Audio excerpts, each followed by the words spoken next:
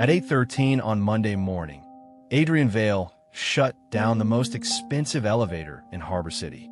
He did it with a brass service key, a handwritten checklist, and no concern at all for the 12 people in designer suits glaring at him from the marble lobby. The VIP elevator bank in Skyline Tower had been polished until the stainless steel doors reflected the giant blue Nexera logo hanging above reception. In 2 days, the technology company would hold its largest global product launch there. 800 guests were expected. Investors, journalists, celebrities, government officials, and thousands more would watch online. Adrian cared about exactly one thing. The fire service recall circuit had failed a test. He stood in a dark blue work uniform with an old tool pouch clipped at his waist, one hand resting on the open control panel beside the elevator doors. A red tag hung from the key switch. Out of service, safety test. Tell me that sign is a joke. Adrian looked up. Connor Hayes was walking toward him with 6 people behind him. At 29, Connor was already Nexera's head of product platforms and the public face of a launch. He moved quickly, spoke quickly, and had the kind of confidence that made everyone around him speed up just to keep pace. "This elevator is offline," Adrian said. "I can read." Connor glanced at his watch. "What?" "Fire recall didn't complete." Connor waited, expecting more. Adrian gave him none. "What does that mean in English?" "If the fire alarm activates, this car may not return to the designated floor correctly. Until I verify the relay and the controller, nobody uses it." Connor looked past Adrian toward the closed doors. "We have investors arriving in 14 minutes. Then use the East Bank. The East Bank opens into the staff corridor." "Yes." Connor's expression hardened. These people are not going through a loading corridor because a maintenance technician is worried about a relay. Adrian corrected him without changing his tone. "Facilities engineer. And I'm not worried about it. It failed." A few nearby employees pretended not to listen. Connor stepped closer. "Your job is to keep doors open, not tell me when I'm allowed to walk through them." Adrian looked at him for a moment, then at the red tag. "My job is to make sure the people who walk through them come back out." That answer landed harder than an insult would have. Connor's jaw tightened. Nora Bennett arrived from the event floor carrying a tablet and 2 radios. She was Nexera's event operations manager, and the first thing she noticed was the circle of silent employees. "What happened?" she asked. "Facilities shut down the VIP bank," Connor said. "For a failed fire recall test," Adrian added. Nora's eyes moved to the red tag. "How long?" "Best case, 20 minutes. Longer if the relay is bad." Connor laughed once, without humor. "We don't have 20 minutes." Adrian turned back to the control panel. "You have another elevator. We have a schedule. Schedules don't change physics." Connor stared at his back. Then he pulled out his phone. 10 minutes later, a manager from the elevator contractor appeared. He was sweating before he even reached the lobby. Connor spoke to him quietly. The contractor looked at Adrian, then at the control panel, then back at Connor. Adrian heard only the last sentence. "Can you put it back in service for the morning?" The contractor hesitated. "Temporarily, yes. The failed recall could have been a communication fault." "Could have been?" Adrian asked. The contractor avoided his eyes. "We can monitor it." Adrian closed his notebook. "If you override my lockout, put your name on it." Connor turned. "What?" "Your name." His name. "Time of override." "Reason." "Are you threatening me?" "No, I'm documenting a decision." Nora glanced at Connor. "He should document it." Connor gave her a sharp look. Adrian held out the form. For 5 seconds, no one moved. Finally, the contractor signed. Connor did not. At 8:39, the red tag came down. At 8:41, Connor stepped into the elevator with 3 investors, 2 Nexera executives, and a photographer. The doors closed. Adrian remained beside the control panel. The display counted upward. 12, 19, 27, 34, 37. Then the number flickered. 37, 38, 37. The elevator gave a hard mechanical thud that could be felt through the lobby floor. The display froze. A second later, Connor's voice burst from the emergency speaker. "What just happened?" Adrian reached for his service key. The contractor went pale. The car had stopped between floors 37 and 38. And this time, everyone in the lobby was looking at the maintenance man. The first rule of trapped elevator rescue, Adrian believed, was simple.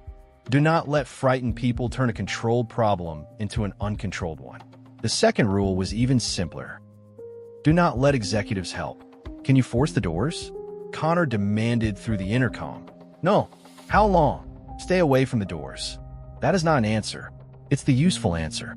Adrian was already moving. He sent Gabriel Torres to the machine room, ordered security to clear the 37th and 38th floor landings, and told the elevator contractor to stop touching the software console. The contractor looked offended. I know this controller. You knew it 20 minutes ago, too. Gabriel coughed into his fist to hide a laugh. Adrian took the service stairs 2 at a time. He was not an action hero. He was 34, reasonably fit, and spent too many days climbing ladders with tool bags. By floor 28, his breathing had deepened. By floor 37, he could feel sweat under his collar. He did not slow down. At the landing, he pressed his ear to the elevator door. A faint motor hum, then silence. Gabriel. His radio crackled. Machine room. Brake status? Brake is set. Main drive disabled. Controller says door zone error. Controller said recall was fine too. Good point. Adrian opened the access panel and checked the position manually. The car roof sat less than 4 feet below the 38th floor landing. That was good. The problem was the controller did not know it. He coordinated a controlled move, verified brake engagement twice, then brought the car level enough for a safe landing release. 9 minutes and 42 seconds after the first alarm, the doors opened. Connor stepped out first. His face was controlled, but his shirt collar was damp. One of the investors behind him laughed shakily. I suppose that's one way to make the launch memorable. Adrian held the door while the others exited. Connor stopped in front of him. You knew this would happen. Adrian looked at him. I knew something could happen. That is why the elevator was closed. You made a public scene downstairs. You were trapped in a steel box between floors. And you're enjoying being right. No, Adrian glanced toward the open shaft access. Being right about safety failures is usually inconvenient. Nora arrived from the stairs, slightly breathless. Everyone okay? Yes, Adrian said. Connor looked at her. Move the investor tour to the west elevators. And keep this incident internal. Nora nodded slowly. Then Connor pointed at Adrian. I want a full report before noon. You'll have one. And I want to know exactly what he did to that elevator before we got in. Nora frowned. Connor. I said exactly. Adrian did not argue. That bothered Connor more than an argument would have. By 11, the VIP car was still offline. Adrian and Gabriel worked through the failed recall sequence piece by piece. The control software showed a clean test history.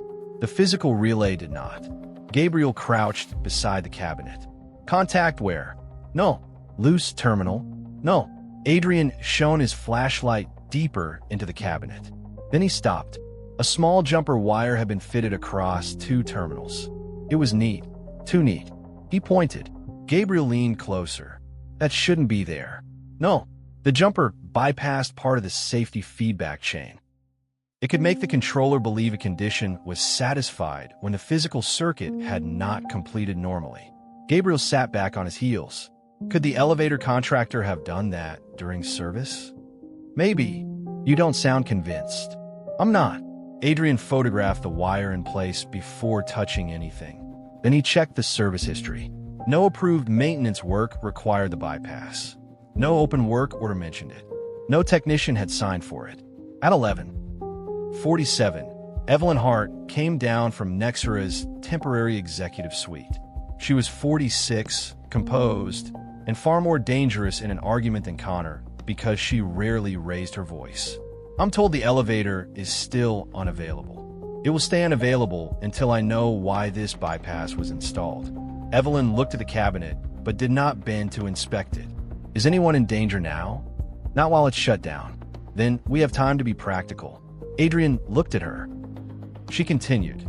This launch involves months of work and a great deal of money. There are ways to raise concerns without embarrassing people in front of guests. I closed an unsafe elevator. You challenged a senior executive in the lobby. He challenged the lockout. Evelyn studied him for a second. Adrian, talented people sometimes damage their careers because they mistake being correct for being effective. He closed the cabinet door. An elevator doesn't care about my career. For the first time, her expression cooled. Learn to work with important people. Adrian lifted his paper notebook. I work with important things. He walked past her. That afternoon, while writing his incident report, Adrian noticed something he had not seen before. The bypass wire was new.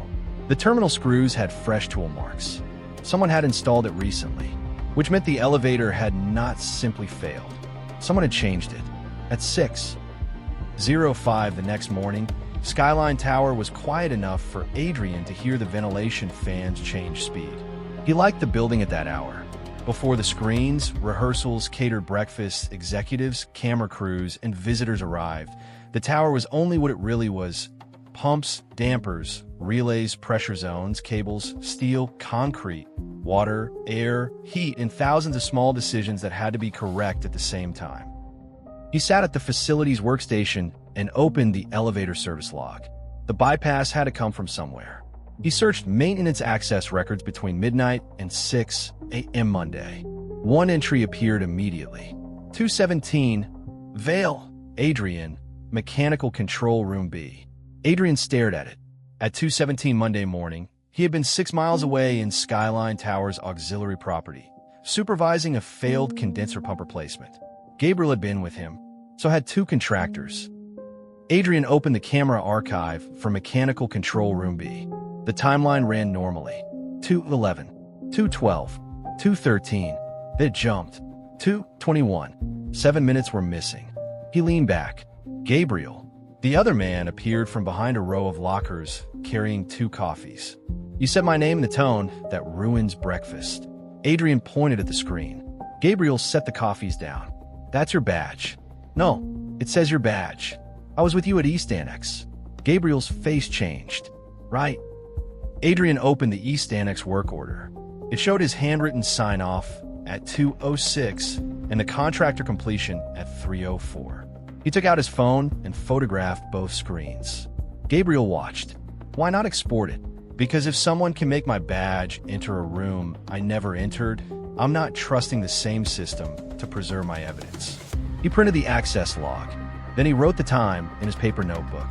At 7:20, IT support arrived. A technician named Miles reviewed the records and shrugged carefully. Access platforms sometimes duplicate credentials after synchronization. Does synchronization delete 7 minutes of video? Adrian asked. Miles stopped shrugging. Could be storage corruption. Only in one camera. We need to investigate. Please do. Miles looked uncomfortable. I'll create a ticket. Adrian waited until he saw the ticket number. Then he wrote that down too. By 9, the tower transformed. Lighting rigs rolled through corridors. Nextra staff covered walls with directional signs. Production assistants hurried around wearing headsets. The atrium screens cycled through a countdown. 48 hours to Nextra 1. Nora found Adrian near a fire control panel. I heard about the access record. That was fast. Connor asked security for everything connected to you. Adrian paused. Connected to me? He thinks yesterday was personal. It wasn't. I know. Nora lowered her voice. Do you? He looked at her. She continued. You treat facts like they automatically win. They don't. People decide what facts mean. Bad habit. Human habit. A production worker called Nora's name from across the floor. She started to leave, then turned back. Be careful. Adrian almost asked what she meant. Instead, he watched her disappear into the crowd. At 10:38, a security supervisor came down with a printed request. Nextra wanted copies of Adrian's access activity for the previous 30 days. At 11:15, IT closed the missing video ticket. Resolution: automated retention error. No action required. Adrian reopened it. At 11:24, it was closed again. At 11:31, he walked directly to the server room and asked Miles who had closed the ticket. Miles glanced behind him before answering. Corporate request. Whose? I don't know. Then how do you know it was corporate? Miles said nothing. Adrian nodded once. Understood. That evening, he returned to the security archive. The access record showing his badge at 217 was still there. The East Annex work order proving he had been elsewhere was still there. But the camera file had changed again. The missing 7 minutes were no longer marked as missing. The timeline now appeared continuous. Adrian clicked play. At 2:13, the corridor was empty. At 2:14, empty. At 2:15, empty. At 2:16, empty. At 2:17, empty. The footage had been replaced. He watched the air conditioning vent in the upper corner. A small strip of paper taped to the grill did not move for 4 consecutive minutes. The image was frozen. Someone had not repaired the missing video. Someone had covered it. Adrian reached for his phone, then stopped. He took out his paper notebook instead. Digital records could be edited. Paper could be lost, burned, stolen, or ignored, but could not quietly rewrite itself while he slept. He wrote one sentence beneath the timestamp. Someone wants the system to say I was there. By noon, Adrian had 2 problems. The first was that somebody had used his identity inside Skyline Tower. The second was that Nexera had plugged enough temporary equipment into the 39th floor to heat a small neighborhood. He preferred the second problem. Electrical overloads were honest. They did not lie about where they had been at 2:17 in the morning. Adrian stood beside a temporary distribution board while Gabriel read current values from a clamp meter. Phase A is ugly, Gabriel said. Phase B is worse. We shut the West production rack. We shut half the temporary feeds until they rebalance. Gabriel looked toward the event hall. That's going to make friends. I already have you. That is a terrible strategy. Adrian pulled the disconnect. 30 feet away, part of Nexera's giant rehearsal wall went black. 3 production managers shouted at once. Connor arrived less than 2 minutes later. This time he brought Evelyn. What did you shut off? Connor demanded. Temporary circuits above approved load. We are in the middle of a systems rehearsal. You are in the middle of overheating a distribution board. Connor pointed at the meter. The smart monitor says we're at 81%. The smart monitor is reading the permanent panel. Your temporary cabinet is downstream and badly balanced. Then balance it. That requires shutting feeds. I need solutions, not safety lectures. Adrian looked at the black display wall. You have a solution. Half the feeds stay off for 20 minutes. Connor turned to the staff gathered nearby. This is what happens when you let a maintenance manual manage a technology company. A few people smiled nervously. Adrian's expression did not change. Nora stood beside a stack of staging schedules. She did not smile. Connor looked back at Adrian. Put on. No. The room went quiet. Evelyn stepped in. Adrian, can the system operate at the current load for 20 minutes? It might. That is not the question. It is exactly the question. No engineer can promise an overheated temporary connection will fail at a convenient time. Evelyn folded her arms. Businesses cannot stop every time a technical person says something might carry risk. Correct. She seemed surprised by the agreement. Adrian continued. That is why we have thresholds.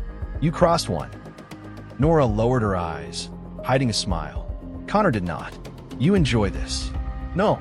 You enjoy saying no to people above you. Adrian clipped the meter back into his tool bag. Your title is not in the wiring diagram. Nobody laughed this time. It was too accurate. Evelyn's gaze sharpened. Conference room. 10 minutes. The meeting lasted 17. Adrian sat across from Evelyn, Connor, a legal representative, and a building management director who spent most of the time looking at the table. Evelyn slid a document toward him. Formal performance warning. The reasons were written in polished language. Failure to communicate constructively, unnecessary operational disruption, confrontational interaction with client leadership. Adrian read every line. Then he signed beneath receipt acknowledged. Connor leaned back, apparently satisfied. Adrian added in handwriting. Signature confirms receipt only. Safety objections remain unresolved. Connor's satisfaction disappeared. After the meeting, Nora caught Adrian near the service stairs. You didn't have to write that. Yes, I did. You know what I mean? He looked at her. She exhaled. There's something else. The temporary power supplier paperwork. What about it? The sign-off chain doesn't make sense. One approval is dated before the equipment arrived. Clerical error? Maybe. You don't think so? Nora shook her head. I checked who submitted the package. Apex Integration. Adrian knew the name. Apex was Nexra's new smart building consultant, brought in to assess whether Skyline Tower should receive a major control system modernization. What are they doing on temporary power? That's what I wondered. Can you send me the paperwork? Nora hesitated. Adrian immediately corrected himself. No, don't send anything you're not authorized to send. Just preserve what you personally saw. She gave him a strange look. What? He asked. You're being investigated and you're worried about my compliance training. Yes, that is either admirable or deeply annoying. Both can be true. Nora smiled despite herself. At 4:20, Adrian returned to the temporary distribution area. He found the cabinet closed, the loads reduced, and the temperature normal. Good. Then his flashlight caught something behind the cable tray. A black puck the size of 2 stacked coins had been fixed beneath the cabinet frame. No label. No asetak. A small antenna ran along the rear edge. Adrian did not touch it. He photographed it. Then he checked the approved equipment list. Nothing matched. The overloaded cabinet was not his only problem anymore. Someone had attached a remote control device to it, and whoever had done it expected no one to look behind the panel. The rehearsal failed at 3:07 p.m. For 30 seconds, the entire 39th floor went black. Not dim, not emergency light dark. Black. The giant stage display disappeared mid-animation. Demo stations shut down. Audio systems popped. A row of prototype devices died at once. Someone dropped a tray. Somewhere in the darkness, a man swore loudly enough to be picked up by 3 wireless microphones. Then emergency lighting came on. 5 seconds later, normal power returned. Every screen rebooted.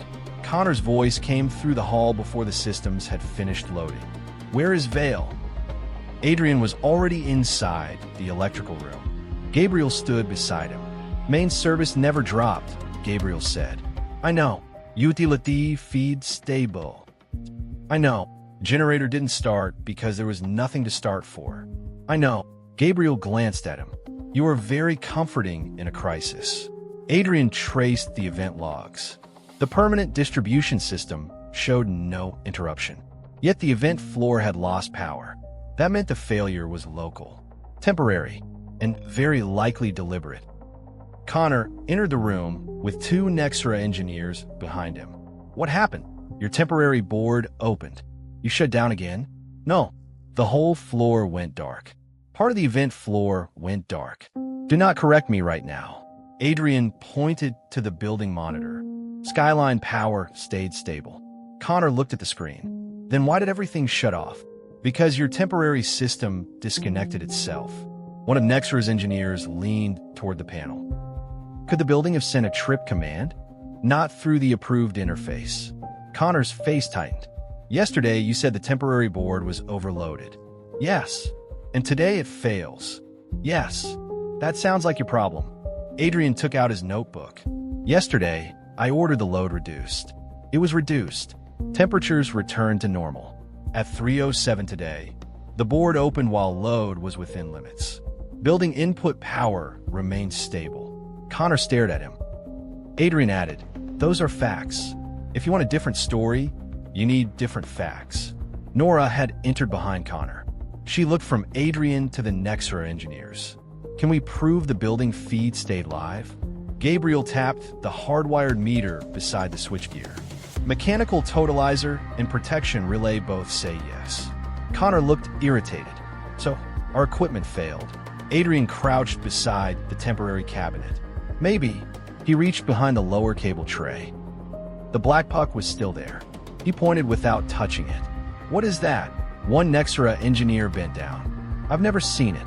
Neither have I, Adrian said. Connor folded his arms. Could it be part of the supplier's telemetry package? Not on the approved list. Adrian asked Nora to bring the equipment documents. She returned with the supplier packet. No remote control module was listed. The Nexra engineer took a photograph. What does it do? We don't know yet. Adrian looked at Connor, which means nobody energizes this cabinet until we identify it. Connor stared at the dead demonstration area through the open door. We have a press preview in 40 minutes. No, Adrian. No unidentified remote device remains connected to temporary power feeding a crowded event floor. Connor took a breath through his nose. Then, unexpectedly, he turned to the production team. Move the preview to Hall B. For one moment, Adrian thought the argument was over. It was the first time Connor had backed down publicly. Employees moved quickly to reroute guests. Nora stayed. So, she said quietly, "You were right." Adrian frowned. "We don't know what the device is. You were right to shut the loads yesterday. That is separate." She gave him a tired smile. "Do you practice being impossible?" "No, I believe you." The temporary power supplier arrived 20 minutes later. Their technician inspected the black device and immediately said it was not theirs. Adrian photographed it again before removal. Then he sealed it in a clear evidence bag from building security. At 5:32, he returned to collect it for a joint inspection with security and the supplier. The bag was gone. The security desk log showed no release. The cabinet camera had been offline for 12 minutes because of a network update. And at 5:41, Adrian received a message from building management. "Report to Nexera Legal." Immediately, for the first time that week, Adrian understood the shape of the danger. Someone was not merely breaking equipment. Someone was cleaning up after themselves. The conference room on the 41st floor had no windows. Adrian thought that was appropriate. There were 6 people inside when he arrived. Evelyn Hart, Connor Hayes, a Nexera attorney, a representative from Skyline Tower Management, an IT security manager, and a man Adrian had seen twice before but never met. The stranger wore an Apex integration badge. Grant Keller. Adrian knew the name from vendor documents. Project lead, Smart Building Systems. The man smiled politely when Adrian entered. It was not a friendly smile. "Sit down," Evelyn said. Adrian remained standing long enough to put his notebook on the table, then took the empty chair. The attorney spoke first. "We are reviewing several incidents involving building systems and temporary event infrastructure." "Good." The attorney paused. "Good. They should be reviewed." Connor looked away, already annoyed. The IT manager turned a laptop toward Adrian. "Your access credentials entered the temporary distribution area at 2:46 this morning." Adrian looked at the record. "Where was I?" he asked. Connor frowned. "You tell us." "At home." "Can anyone confirm that?" "My building camera can confirm I entered my apartment at 10:18 p.m. and left at 5:32 a.m. Grant spoke for the first time. "Consumer cameras are not exactly forensic evidence." Adrian looked at him. "Neither is a badge record that has already placed me in 2 buildings at once." Grant's smile became slightly thinner. Evelyn folded her hands. "We also have a record showing you opened the electrical cabinet yesterday afternoon." "I did, with Gabriel Torres present. And shortly afterward, the event floor lost power. 43 minutes afterward, you identified a device inside the cabinet." "Yes." "The device is no longer available." "Yes." Connor leaned forward. "Convenient."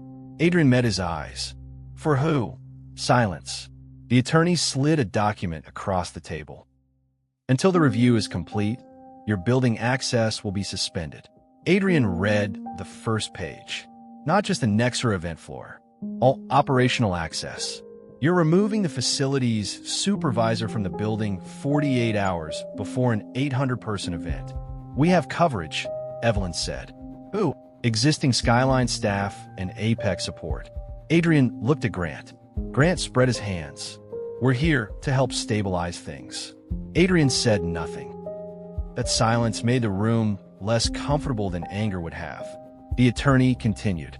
"There is also a question regarding unauthorized access to the electrical cabinet." "I was authorized." "Your access history shows you entered that room several times outside scheduled maintenance windows." "I'm the facility supervisor. Equipment does not schedule failures around office hours." Connor scoffed. Adrian turned to him. You were trapped in an elevator because somebody bypassed a safety circuit. Yesterday, a remote device appeared inside a temporary power cabinet and disappeared after I documented it. My badge has now been used where I wasn't present twice. If your conclusion is that the person reporting those facts is the problem, write that clearly. Evelyn's gaze hardened. You are not in a position to dictate the language of this review. No, but I am in a position to read it. She leaned back. Your difficulty, Adrian, is that you interpret every challenge to your judgment as an attack on safety. No, then what is this? An attack on evidence. Grant shifted in his chair. Adrian noticed.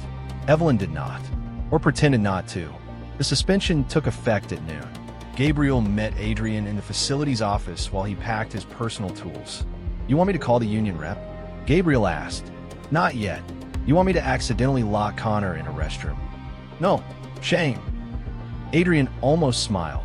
Nora arrived at the door, but did not come in immediately. I heard. News travels. Bad news travels faster. She stepped inside and lowered her voice. I saw the device yesterday. So did 2 supplier technicians. Then if anyone asks, say exactly that. I can say more. No. Nora's expression tightened. You don't even know what I was going to say. I know you're thinking about helping me. Don't guess. Don't interpret. Don't risk your job on something you didn't personally see. And what if everyone does that? Adrian paused. Then the facts we do have need to be enough. Nora looked unconvinced. At 12:36, Adrian surrendered his operational badge. At 12:48, he was halfway to the street when his phone buzzed. Subject: termination of employment. He stopped in the service corridor. He read the message once, then again. Effective immediately. Serious procedural violations. Loss of client confidence. Unauthorized system interaction. Risk to building operations. The words were clean, professional, and almost elegant. Adrian stood beneath a fluorescent light and felt something cold settle behind his ribs. Not anger. Not yet. The realization that someone had designed a story in which every warning he gave could be turned into evidence against him. At the bottom of the email was a final instruction. Return all keys, devices, access credentials, and company records before leaving the property. Adrian looked toward the closed door leading back to the mechanical floors. Then he opened his paper notebook. On the last empty line of the page, he wrote, "They are moving faster now." At 2 p.m., Adrian Vale placed 13 years of building access on a gray plastic tray. Master mechanical keys, electrical room keys, fire control access key, elevator service key, server cooling plant key, his work phone, his radio, his badge. The security officer receiving them looked more embarrassed than Adrian did. "Sorry, man." Adrian checked the inventory sheet. "You missed the north roof key." The officer blinked. "You're reminding me?" "Yes." "You're being fired." "Yes." The officer stared at him for a moment, then added the key to the form. Behind them, 2 Nexer assistants walked past whispering. One glanced at Adrian, then quickly away. Connor appeared in the lobby just as Adrian signed the final line. Whether that was coincidence, Adrian doubted. Connor slowed. "So that's it." Adrian handed the pen back to security. "That's what the email says." Connor looked at the keys on the tray. "This building will still be here tomorrow." Adrian met his eyes. "I hope so."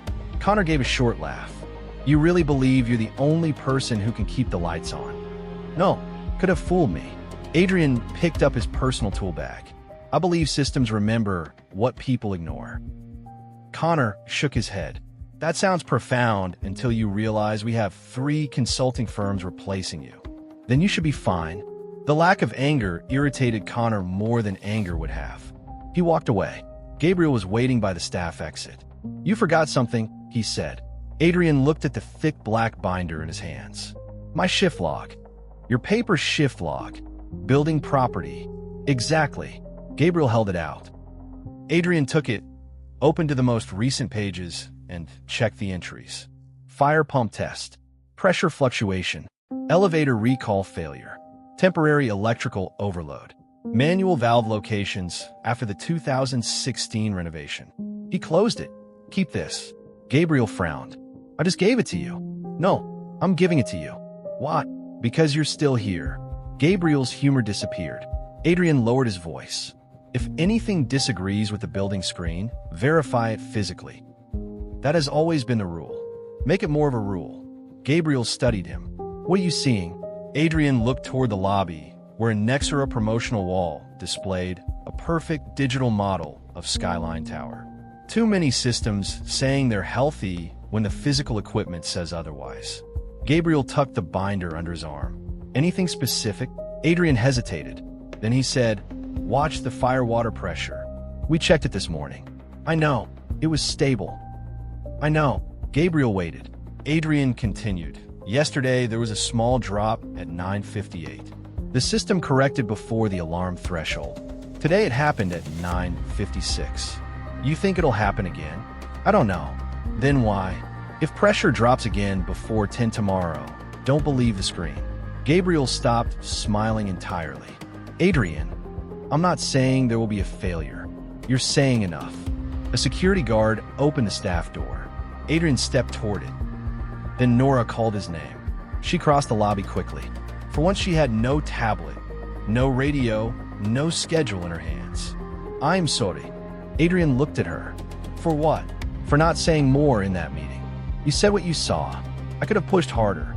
You would have been arguing, not proving. That distinction is very important to you. Yes. Nora looked frustrated. You make it difficult to feel sorry for you. Good. That was not a compliment.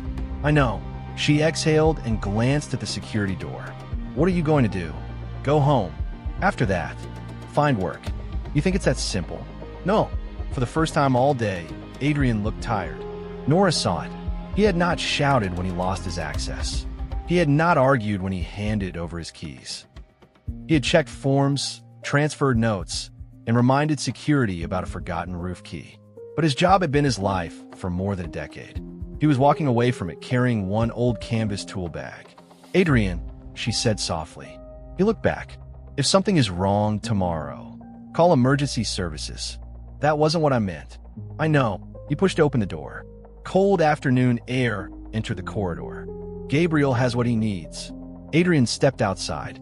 At 9:57 the next morning, the fire water pressure dropped again.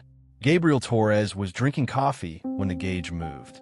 Not the digital gauge, the mechanical one. The old round dial mounted directly on the fire water line beneath the electronic sensor. It dipped from 145 psi to 118, then 104. Gabriel put the coffee down.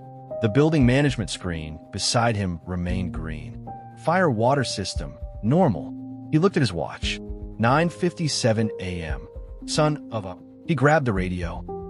Facilities to pump room 2. No answer. He tried again. A junior technician responded. Go ahead. Check the fire riser gauge on 32. Physical gauge, not BMS. What? Because I asked nicely. 30 seconds later, the technician came back. Pressure's down. Screen says normal. Gabriel stared at the display. Adrian's voice returned in memory. If pressure drops again before 10 tomorrow, don't believe the screen. Gabriel opened the black binder. He found Adrian's handwritten pump sequence. Primary jockey pump, main electric pump, backup pump, manual isolation positions. He checked the system status. Primary healthy, backup available. Everything green. The physical gauge kept falling. Start backup fire pump, Gabriel ordered. The junior technician hesitated. BMS says no demand. Manual start. We need authorization. I'm authorizing it. Are you allowed to? Gabriel looked at the empty office where Adrian's desk had been. Today I am. The technician started the pump manually. Nothing happened. Gabriel's stomach tightened. Again. Command accepted.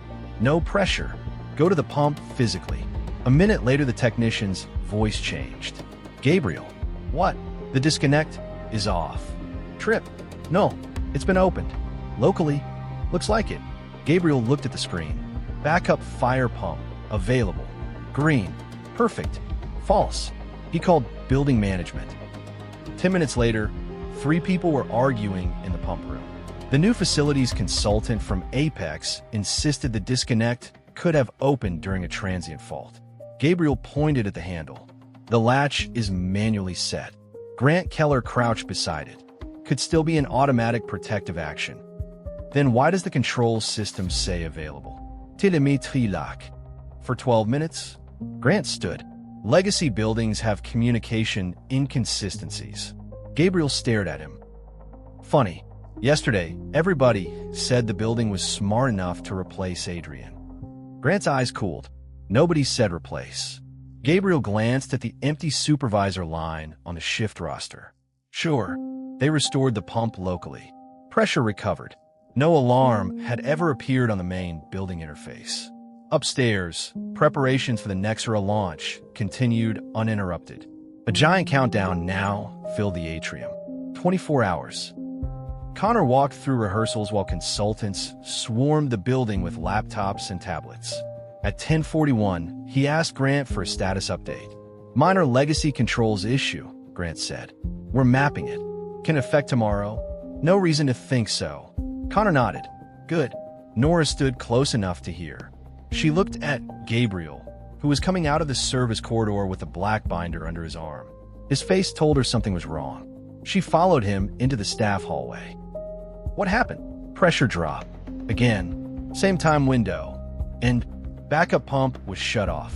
Nora stared at him. By who? No idea. Alarm. None. She lowered her voice. The screen said perfect. Nora looked toward the event floor. Did Adrian know? He predicted it. Her face changed. Gabriel shook his head quickly. Not like magic. He saw a pattern. That might be worse. They stood in silence for a moment. Nora finally asked, Have you called him? Not yet. Why? Gabriel looked at the binder. Because he was fired yesterday, and I was hoping, for once, the man was wrong. At 11:03, another status message appeared on the building screen. Backup fire pump available. Gabriel walked downstairs and physically checked it himself. The pump was running. The screen was no longer merely missing failures. It was reporting a reality that did not exist. Someone, somewhere, had taught Skyline Tower how to lie. The consultants arrived with matching black cases, 4 tablets, 2 portable network analyzers, and a presentation titled Skyline Resilience, AI-driven diagnostics for a legacy asset. Gabriel disliked them immediately, not because they were consultants, because one of them called Adrian's binder analog clutter. The consultant held the black book between 2 fingers, as if it had been found in an archaeological dig. We should migrate all of this into the digital twin. Gabriel took it from him. You should read it first. The man smiled politely. The platform already has the building history. Then tell me where Valve 14W is. The consultant tapped his tablet. Mechanical level 2, east service wall. Gabriel smiled. Good luck. At 12:16 p.m., water began flowing through the ceiling above a storage room on mechanical level 3. At 12:20, it reached the corridor. At 12:24, someone noticed it was moving toward a cable tray feeding temporary server equipment for the Nexera launch. The AI diagnostic platform still showed no active plumbing fault. Connor arrived furious. How much equipment is in danger? A production manager answered, close to $3 million if it reaches the staging server room. Connor turned to the consultants. Stop the leak. 3 people stared at digital drawings. The isolation valve is here, one said, pointing at a floor plan. They ran to the east wall. There is no valve, only concrete. What do you mean it's not there? Connor demanded. The consultant zoomed in on the drawing. It has to be. Gabriel arrived carrying Adrian's binder. No, it doesn't. Connor looked at him. Where is it? Gabriel flipped through pages. Depends which year you're living in. What? Your digital drawing is pre-2016. He found a hand-drawn page with blue ink, coffee stains, and 3 arrows. Renovation moved that line behind the south riser. Valve is in a ceiling access box 20 feet west. The consultant frowned. That isn't in the BIM model. Gabriel was already walking. Water doesn't care. 3 minutes later, he was on a ladder turning a real valve in a real ceiling. The leak slowed, then stopped. Maintenance staff began extracting water before it reached the server room. Connor stood in the corridor, shoes wet, watching the cleanup. The consultant beside him said, "We'll need to update the digital model." Connor looked at Adrian's battered binder in Gabriel's hand. For half a second, something like doubt crossed his face. Then it disappeared. "Do it," he said, "and make sure we're not depending on one person's handwritten notes tomorrow." Gabriel stared at him. "You aren't depending on one person's notes." Connor started to walk away. "You're depending on the work he already did." Connor stopped, but he did not turn around. Nora saw the exchange from the end of the corridor. She also saw something else. Grant Keller had arrived after the leak was isolated. He asked no questions about the valve. He went directly to the building workstation. Nora followed at a distance. Grant opened the work order archive. He filtered by employee, Vale, Adrian, then by date. Last 6 months. Nora slowed. Grant selected a group of records. Delete. A confirmation box appeared. He clicked yes. Nora's first instinct was to speak. Her second was stronger. She took out her phone, not to photograph the screen. That might expose her immediately. Instead, she noted the time, 12:47 p.m. Then she returned to her desk and checked one of Adrian's old inspection tickets she remembered from a ventilation issue. It was gone. She checked another. Gone. A third. Gone. Adrian had been fired for unsafe maintenance. Now someone was deleting the maintenance history that could show what he had actually done. Nora opened a blank email. She typed his name in the recipient field. Then she stopped. Company email was probably the worst possible way to contact him. She took out her personal phone instead. For the first time since Adrian had left the building, she was no longer wondering whether he had been treated unfairly. She was wondering who needed him to look guilty. Adrian was standing in a grocery store when Nora called. He had a basket containing coffee, eggs, bread, and the cheapest laundry detergent on the shelf. It was the least dramatic setting possible for a conversation about corporate sabotage. "Are you somewhere you can talk?" Nora asked. "Yes." "Are you alone?" Adrian looked at an elderly man comparing cereal boxes 6 feet away. "Close enough." She told him about the leak, the wrong digital drawing, Gabriel finding the valve in the paper binder. Then she told him about Grant deleting old work orders. Adrian did not answer immediately. "Adrian, I'm thinking." That silence is unpleasant. "Which work orders?" "I don't know all of them. I checked 3 I remembered. They're gone." "Did you see Grant delete them?" "I saw him select records under your name and confirm a deletion." "Good." Nora almost laughed. "That is not the word I would use." "Good that you know exactly what you saw." She understood. Not what she suspected. Not what it probably meant. What she saw. "Do you have copies?" she asked. "Of company work orders?" "No." Her hope fell. Then he added, "I have my inspection notes." "What does that cover?" "Dates, readings, failures, corrective actions, names of systems, not confidential business data." "You keep all of that on paper?" "Yes." "Why?" "Because I don't like entering a pump room carrying a tablet that costs more than the pump seal I'm checking." Despite everything, Nora laughed. Then Adrian's voice changed. "Tell Gabriel to preserve the building shift binder. He already has it." "Good. And don't copy restricted files for me." "I know. I mean it. I know." "Nora." She sighed. "I said I know." After they hung up, Adrian forgot the eggs. He went home and spread 6 months of notebooks across his kitchen table. Each was small enough to fit in a work pocket. The pages contained pressure readings, breaker temperatures, valve inspections, fan vibration notes, repair dates, contractor names, and occasional reminders to buy more flashlight batteries. He built a timeline. Elevator recall anomaly, temporary power issue, fire water pressure drop, access log irregularities, deleted camera footage, remote module. He circled vendor names whenever they appeared. One name occurred more often than the others.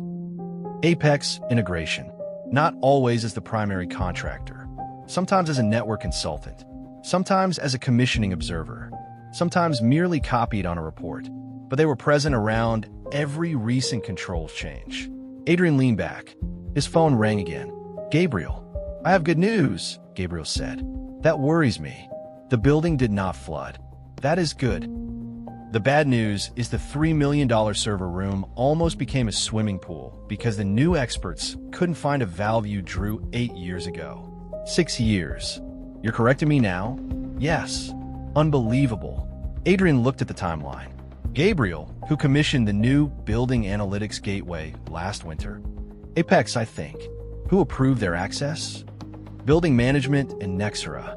What? Check the binder. Don't send me anything.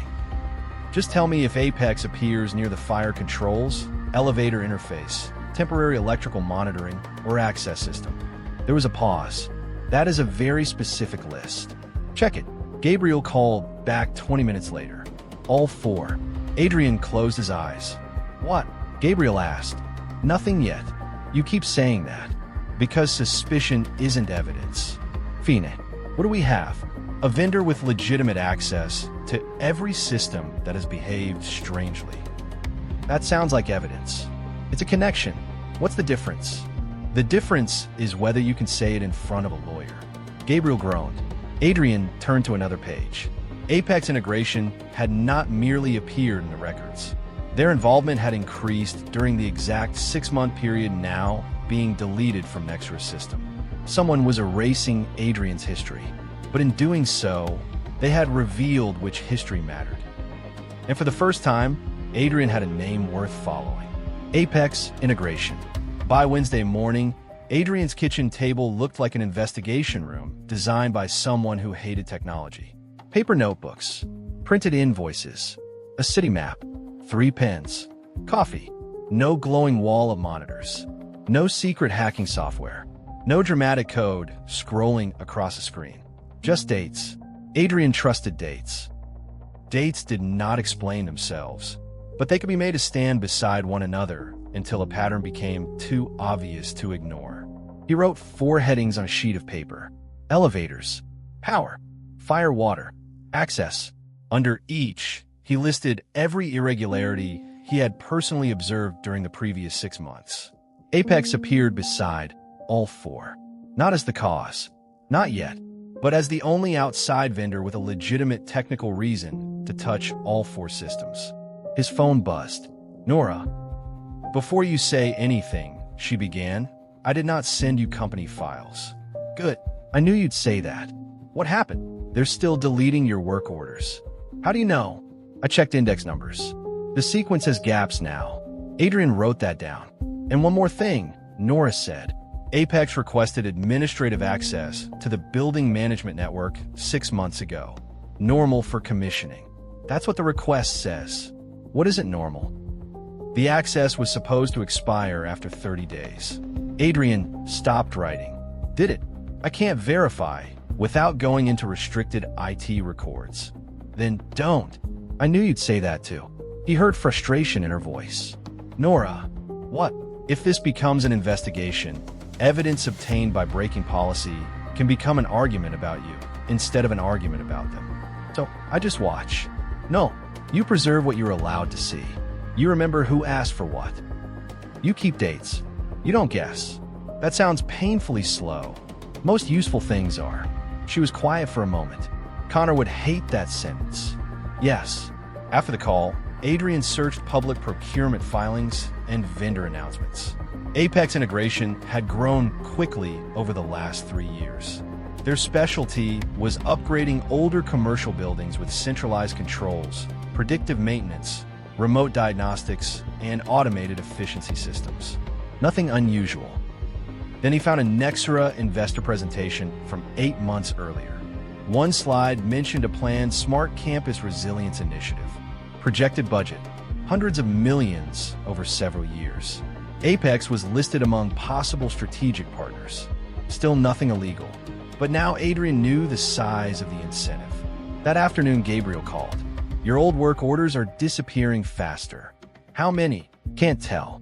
Search is broken for your name. Broke it. Returns 0 results. Adrian looked at 6 months of handwritten notes spread across his table. Interesting. That is not the word I'd use. Did you preserve the shift binder? It is in my locker. Company locker? Yes. Move it to the facilities records cabinet. Sign it into the paper log. You think somebody will take it? I think if we hide it, they can accuse us of hiding it. If we log it properly, removing it becomes someone else's decision. Gabriel laughed softly. You really do fight like an accountant. No, engineer, witness. That word silenced him. Adrian looked again at the pattern. The incidents had begun small. A sensor disagreement, a delayed alarm, a control anomaly. Then they had become visible. An elevator trap, a power interruption, a fire water pressure drop, a leak threatening millions in equipment. Someone might be testing failure points, or someone might be creating evidence that Skyline Tower was old, unreliable, and urgently in need of modernization. Adrian wrote a final line beneath Apex integration. Benefits if building appears unsafe. Then he crossed out benefits. Too strong. He replaced it with may benefit. It was less satisfying. It was also honest. For Adrian, honesty mattered more. Because if somebody was building a false story around him, the only safe response was to build a true one more carefully. The photograph was 4 years old. It showed Evelyn Hart standing beside Grant Keller at a hotel conference in Harbor City. There were 12 other people in the picture. Nothing about it was suspicious. That was precisely why Adrian almost ignored it. He found it on an old industry association page while tracing Apex's previous projects. The caption listed Evelyn, then a senior operations director at another technology company, and Grant, then an integration manager at a large building controls firm. They had worked on the same corporate campus modernization project. Again, not suspicious. Profissionals, neo-profissionals. Industries were small. Adrian wrote the connection in his notes and moved on. At 10:22 a.m., his phone began vibrating repeatedly. 3 texts from Gabriel, 2 from Nora, 1 from his sister Sophie. Sophie's message was shortest. Please tell me this isn't you. A link followed. Adrian opened it. The video lasted 27 seconds. It had been filmed in Skyline Tower's lobby on Monday morning. Connor was visible near the VIP elevators. Adrian stood in front of him wearing his work uniform. The clip began halfway through Connor's sentence. Because a maintenance technician is worried about a relay. Then Adrian's voice. Your title is not in the wiring diagram. Cut. Another scene from the temporary power dispute. Connor, put it on. Adrian, no. Cut. Adrian again. You have a solution. Half the feeds stay off. The video ended with a caption. Maintenance worker melts down at Nexra executive before global launch. Hundreds of thousands of views. Comments multiplied beneath it. Some mocked Adrian for being arrogant. Some called him a power-tripping maintenance guy. Others said Connor deserved to be challenged. Most knew nothing. All had opinions. Adrian put the phone face down. It buzzed again. Sophie called. You're famous, she said. Apparently. Do you want me to tell you not to read the comments? I already know that. Good. Because I read them for you, and they're terrible. Adrian leaned back. Sophie was 4 years younger, a public school teacher, and one of the few people who could recognize when he was angry before he did. Did you say those things? She asked. Yes. Context. Yes. Do you have it? Probably security cameras. Do you have it? No. She sighed. I'm guessing somebody else does. Maybe. Are you okay? Yes. That answer is legally meaningless coming from you. He smiled despite himself. At noon, Nora called. The video is everywhere inside Nexra. Do you know who posted it? No. Anonymous account first, then aggregator pages. Original recording angle. Lobby. Maybe a staff member. Don't investigate people. Just preserve anything sent to you normally. You have become very repetitive. It's working, is it? Adrian looked at the online view count. Not socially. Nora almost laughed. Then her tone became serious. There's another problem. The internal message around the video is that your behavior explains why you were terminated, before the formal investigation finished. Yes, that's useful. Again, strange word. It establishes sequence. By late afternoon, several old Skyline tenants had begun replying publicly. One restaurant manager wrote that Adrian had once stayed until 3 a.m. to restore ventilation after a kitchen exhaust failure. A law office administrator said he had found a hidden water leak before it destroyed their archive room. A hotel operator called him the least dramatic person in the building. The internet argument split. Adrian did not join it. At 5:06, he posted one sentence from his personal account. Safety questions should be answered by records, not clips. Nothing else. By 6 o'clock, that sentence had been reposted thousands of times. At 6:17, Nora received an email from an unknown address. Stop digging into Apex. You have a good career. Keep it. She stared at the message for nearly a minute. Then she forwarded it to her personal legal counsel, saved the header information according to company policy, and wrote the exact time in a notebook. For the first time, she understood why Adrian liked paper. By Thursday morning, Adrian's face had become a workplace meme. Someone added a hard hat to his photograph and the caption, "Your title is not in the wiring diagram." Someone else printed it on a coffee mug. A third account posted an edited video of a toaster refusing to work for a man in a suit. Adrian learned about all of this because Sophie sent him screenshots. "Stop sending me these," he said. "You need to know your cultural impact." "I don't. The toaster one is good." "Sophie, Fine." She went quiet. Then, more seriously, "You have an interview today, right?" "Yes." "At 10. "Yes." "Good." "With a gray shirt." "Why?" "You look less like you're about to tell the building inspector he's wrong." "I sometimes tell building inspectors they're wrong." "I know." "Gray shirt." The interview was canceled at 9:12. The recruiter cited changed staffing priorities. Adrian received the email while buttoning the gray shirt. He stood in his bedroom, read it twice, and unbuttoned the cuffs. At 9:40, another recruiter postponed a meeting scheduled for Friday. At 11:03, a former supervisor texted him, "Heard there's trouble. Keep your head down. No offer to help. No question about what happened. Just advice. Keep your head down." Adrian put the phone aside. At Skyline Tower, Nora sat through a crisis communications meeting. The official line was simple. Adrian's termination was unrelated to his public disagreement with Nextra leadership. The company respected all workers. Safety remained the highest priority. The launch would proceed as planned. Connor disliked the meeting. "This is becoming bigger because we keep feeding it," he said. A public relations director replied, "It is already big." "Then stop talking about him." Evelyn spoke without looking up from her notes. "We don't control whether people talk. We control what information is available." Nora looked at her. The sentence sounded ordinary, but after the deleted work orders, it did not feel ordinary. When the meeting ended, Evelyn asked Nora to stay. The room emptied. Evelyn closed the door.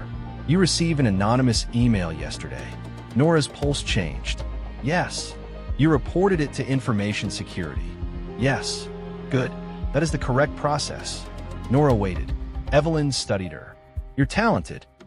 You understand how organizations work." "Thank you." "Then understand this. Uncontrolled speculation damages everyone, including people who believe they are helping." "I'm not speculating." "No. I saw records deleted." Evelyn's expression did not change. Records are routinely cleaned during system migrations. Under one terminated employee's name, a small silence. Nora immediately knew she had gone too far. Evelyn leaned back. "Be very careful about turning coincidence into accusation." "I didn't accuse anyone." "No, you're smarter than that." It sounded almost like praise. Almost. That evening, Adrian walked through Harbor City and noticed his own face on a phone screen held by a stranger on the train. The man was watching the elevator video. Adrian moved to another car. He disliked public attention more than he disliked being insulted. But something had changed. The comments were no longer uniformly against him. Workers from other buildings told stories about being ordered to ignore safety steps to meet deadlines. Engineers posted explanations of why lockout procedures existed. Facility staff began sharing the phrase "records, not clips." Adrian did not feel victorious. He felt exposed. At 8:31 p.m., Nora called. "They know about the anonymous email." "You reported it." "Yes." "So that part is normal." "Evelyn warned me about speculation." "That part is also normal." "Adrian." "What?" "You always make dangerous things sound boring." "Boring is easier to analyze." She laughed once. Then she said, "I'm scared." Adrian did not answer immediately. He was better with pumps than fear. Finally, he said, "Then don't do anything alone." It was not eloquent, but Nora heard what he meant. For the first time, Adrian's investigation was no longer only about clearing his name. Someone else had started taking risks too. Evelyn chose a private dining room for the meeting, not an office, not next to a headquarters. A quiet restaurant 3 blocks from Skyline Tower at 2:30 in the afternoon, when almost no one else was there. Adrian arrived exactly on time. Evelyn was already seated. A folder rested on the table between them. "No lawyers?" Adrian asked. "Not unless we need them." That usually means lawyers wrote the folder. For the first time in several days, Evelyn smiled. "Sit down." He did. She pushed the folder toward him. Adrian opened it. Settlement agreement. Compensation equivalent to 8 months of salary. Neutral employment reference. Mutual non disparagement. Confidentiality. Then the line that mattered. Adrian would acknowledge that recent building incidents arose in part from maintenance actions undertaken without adequate coordination. He looked up. "No, you haven't read the entire document. I read the part that makes the rest irrelevant." Evelyn folded her hands. "You are unemployed." "Yes. You have already lost interviews." He did not react. Her eyes sharpened slightly. "So I know enough. This is not revenge, Adrian. Companies manage risk. Your public profile now makes you a risk. My public profile came from selectively edited video. Can you prove who edited it? No. Then don't build arguments on what you cannot prove." He almost admired the line. She was using his own discipline against him. Evelyn continued. "Sign the agreement. Take the compensation. In 6 months, nobody will care about this. And the building will be modernized. With Apex." A pause. "Possibly. Were you involved in selecting them?" "Yes. That is part of my job." "Did you work with Grant Keller before?" Evelyn's face remained calm. "Many people in this industry have worked with one another." "That wasn't my question." "Yes. We were on the same modernization program several years ago." "Was that disclosed?" "To whom?" "Whoever approved Apex." She leaned back. This conversation is becoming unproductive. It started with a false admission in exchange for money. Evelyn's expression cooled completely. "You think of yourself as principled." "No, that surprises me.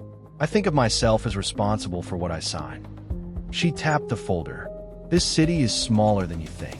No company wants an employee who turns internal disagreements into public controversy."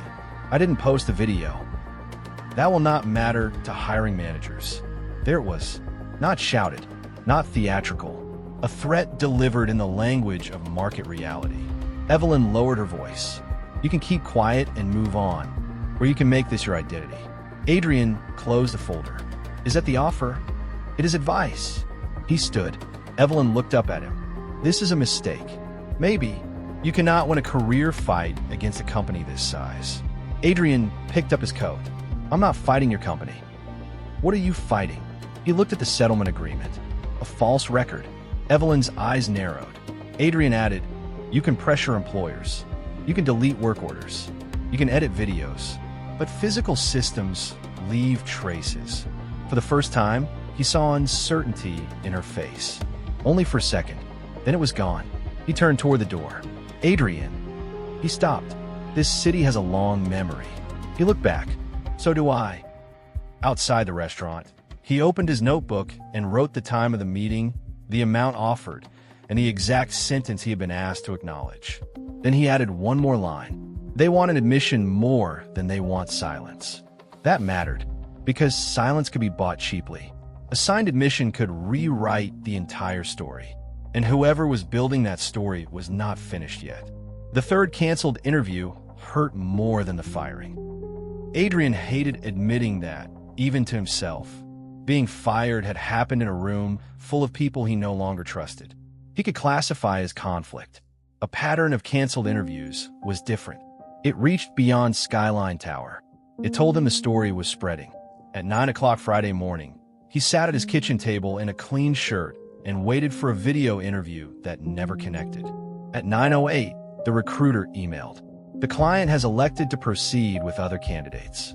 At 9:17, Adrian closed the laptop. For several minutes, he did nothing.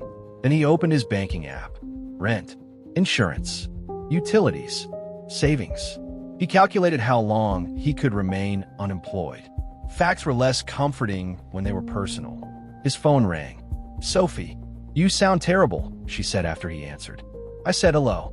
You have many kinds of hello. He leaned back. Third interview canceled. Because of the video, or references, or risk. Doesn't matter. It matters. Not to the bank. Sophie was quiet. Then she said, "Take the settlement if you need to." Adrian frowned. "You think I should sign a false statement?" "No, I think I should remind my brother that martyrdom is not a retirement plan. I'm not trying to be a martyr. You're very bad at recognizing what you're trying to be." He said nothing. She continued, gentler now. "Holding your ground and burning yourself down are not the same thing." "I know. Do you?" Adrian looked at the stack of notebooks. "I don't know." It was the first honest answer he had given her all week. Sophie did not rush to fill the silence. That was why he trusted her. Finally, she said, "Then figure out what you actually need to prove. Not to Connor, not to the internet, to yourself." After they hung up, Adrian walked for an hour without a destination.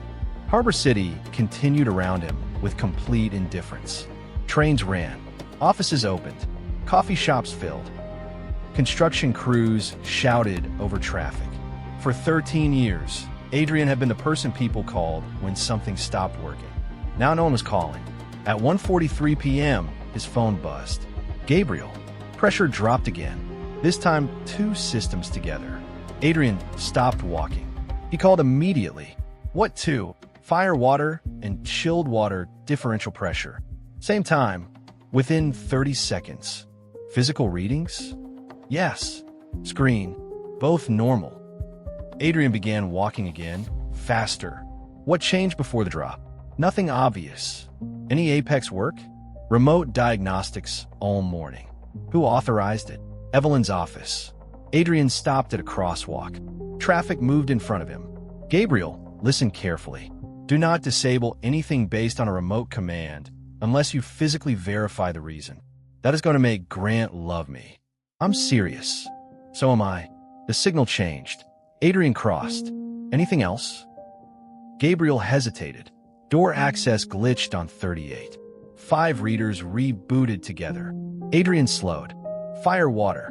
Cooling. Access control. Different physical systems. Same digital layer. "Adrian, I need every incident time you remember." "You writing another timeline?" "Yes." "Good. Because I'm starting to hate timelines." That evening, Adrian placed the new failures beside the old ones. He stared until the pattern changed shape in his mind. He had been asking the wrong question. Why were these systems failing? Maybe they were not failing naturally at all. Maybe each incident was testing how the building reacted when a different layer stopped behaving correctly. Elevator, power, fire, water, doors, not random systems, critical systems. Somebody was walking through Skyline Tower's defenses one by one. And tomorrow, 800 people would walk in. Adrian covered his kitchen wall in paper. Sophie would later tell him it looked like the apartment of a conspiracy theorist. She was not entirely wrong. The difference was that Adrian hated conspiracy theories. They explained too much with too little evidence. He wanted the opposite. He taped each known incident to the wall in chronological order. Sensor discrepancy, access duplication, elevator safety bypass, temporary electrical overload, remote control module, fire pressure drop, false healthy status, water leak, and outdated digital map, more pressure anomalies, door reader resets. He stood back. At first, it looked chaotic. Then he marked the systems by function. Vertical transport, electrical, fire protection, water, access, building management network. The sequence was not random. It resembled commissioning tests. When engineers commissioned a complex building, they did not simply turn everything on and hope. They tested one failure at a time. What happens if this relay fails? What happens if that pump does not start? What happens if a sensor lies? What happens if network communication disappears? Except this was not commissioning. It was happening in an occupied skyscraper without authorization. His phone rang. "Nora, how many people tomorrow?" Adrian asked before she spoke. 812 registered. Probably closer to 750 on site. Staff, another 100 plus between production, security, catering, media. So close to 900 total. What? Adrian looked at the wall. "I think the failures are tests." Silence.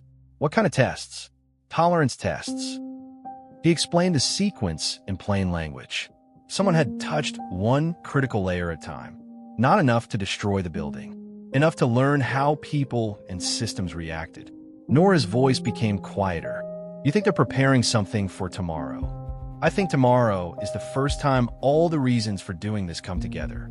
Meaning, maximum visibility, maximum pressure to make fast decisions, maximum number of people depending on automated systems. Nora sat down at her desk. Canceling the launch is impossible. Adrian said nothing. She heard the silence. "I know. Bad word. Not impossible. Expensive. Evelyn will never do it on what we have." "What do we have?" "Patterns. Deleted records. An anonymous threat. Your badge anomalies. Enough to ask for an independent safety review. Not enough to stop the event. Then ask for the review." Nora rubbed her forehead. "If I push this now, I may be fired before lunch." Adrian did not tell her to be brave. He knew how easy courage sounded from outside the building. Instead, he said, "Then decide what fact you are willing to attach your name to." She looked at the anonymous email printed beside her. "I can attach my name to the deletions." "Good. And the vendor paperwork." "Good. And the threat." "Good. That's enough. For you to say what you know?" "Yes." Nora took a breath. "Okay." At Skyline Tower, she sent a formal written escalation to internal compliance and event safety. "No accusation, no conspiracy, just a list of facts." At 3:16 p.m., she received a reply. "Thank you. Matter noted. Launch operations remain unchanged." At 3:22, Grant Keller walked past her desk. He did not look at her. At 3:24, the access reader beside the event operations room rebooted. At 3:25, Nora's permissions to the vendor document folder disappeared. She stared at the screen. Then she took out her notebook and wrote down the time. Across the city, Adrian added another note to his wall. Event attendance, approximate 900. He circled it twice. The pattern was no longer only about clearing his name. If he was right, somebody was preparing to demonstrate how badly Skyline Tower could fail. And they were about to run the demonstration with hundreds of people inside. Adrian called the city building's safety office at 8:04 a.m. He expected skepticism. He got procedure. That was better. The intake officer listened while Adrian explained the false system statuses, the fire pump disconnect, the elevator bypass, and the missing records.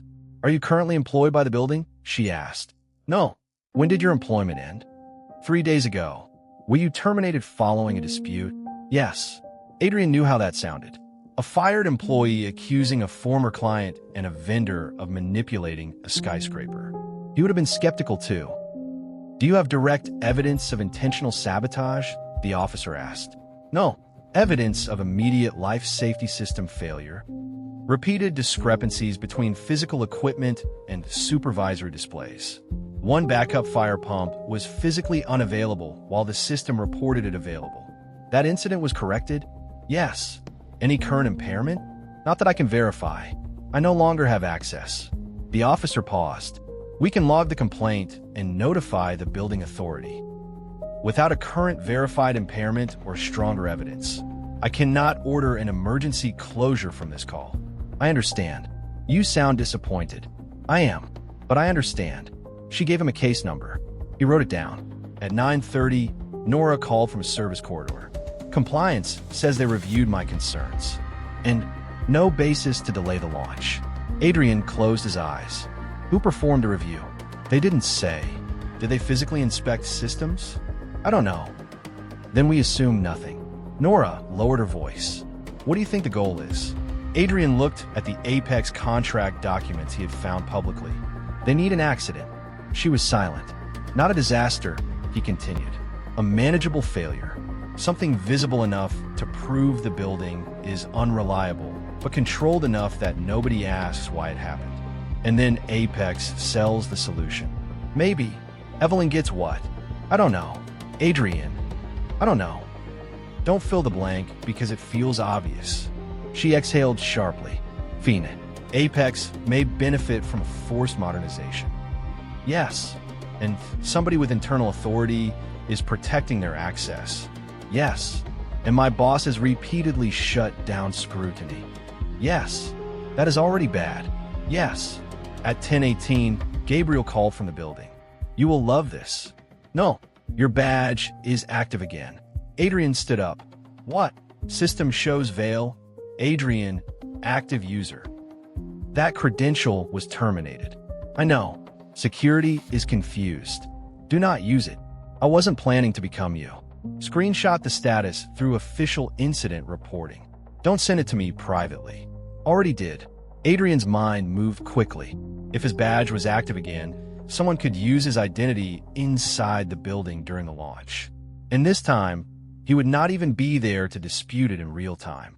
Gabriel, get security to disable it again and document the request. I'm doing that. Who reactivated it? Admin record is blank. Adrian looked at the case number from City Safety. The theory changed. A controlled accident could create pressure for modernization. A former facilities supervisor with a public grudge could create a convenient culprit. He called the City Safety office again and added the credential reactivation to his complaint. Then he called Nora. Do not enter any room using my old credential if someone tells you to. That is a strangely specific warning. My access came back online. Nora went quiet. Adrian. Yes. The launch starts in 40 minutes.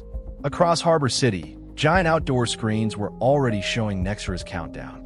Inside Skyline Tower, guests passed through security beneath animated words. Welcome to the future.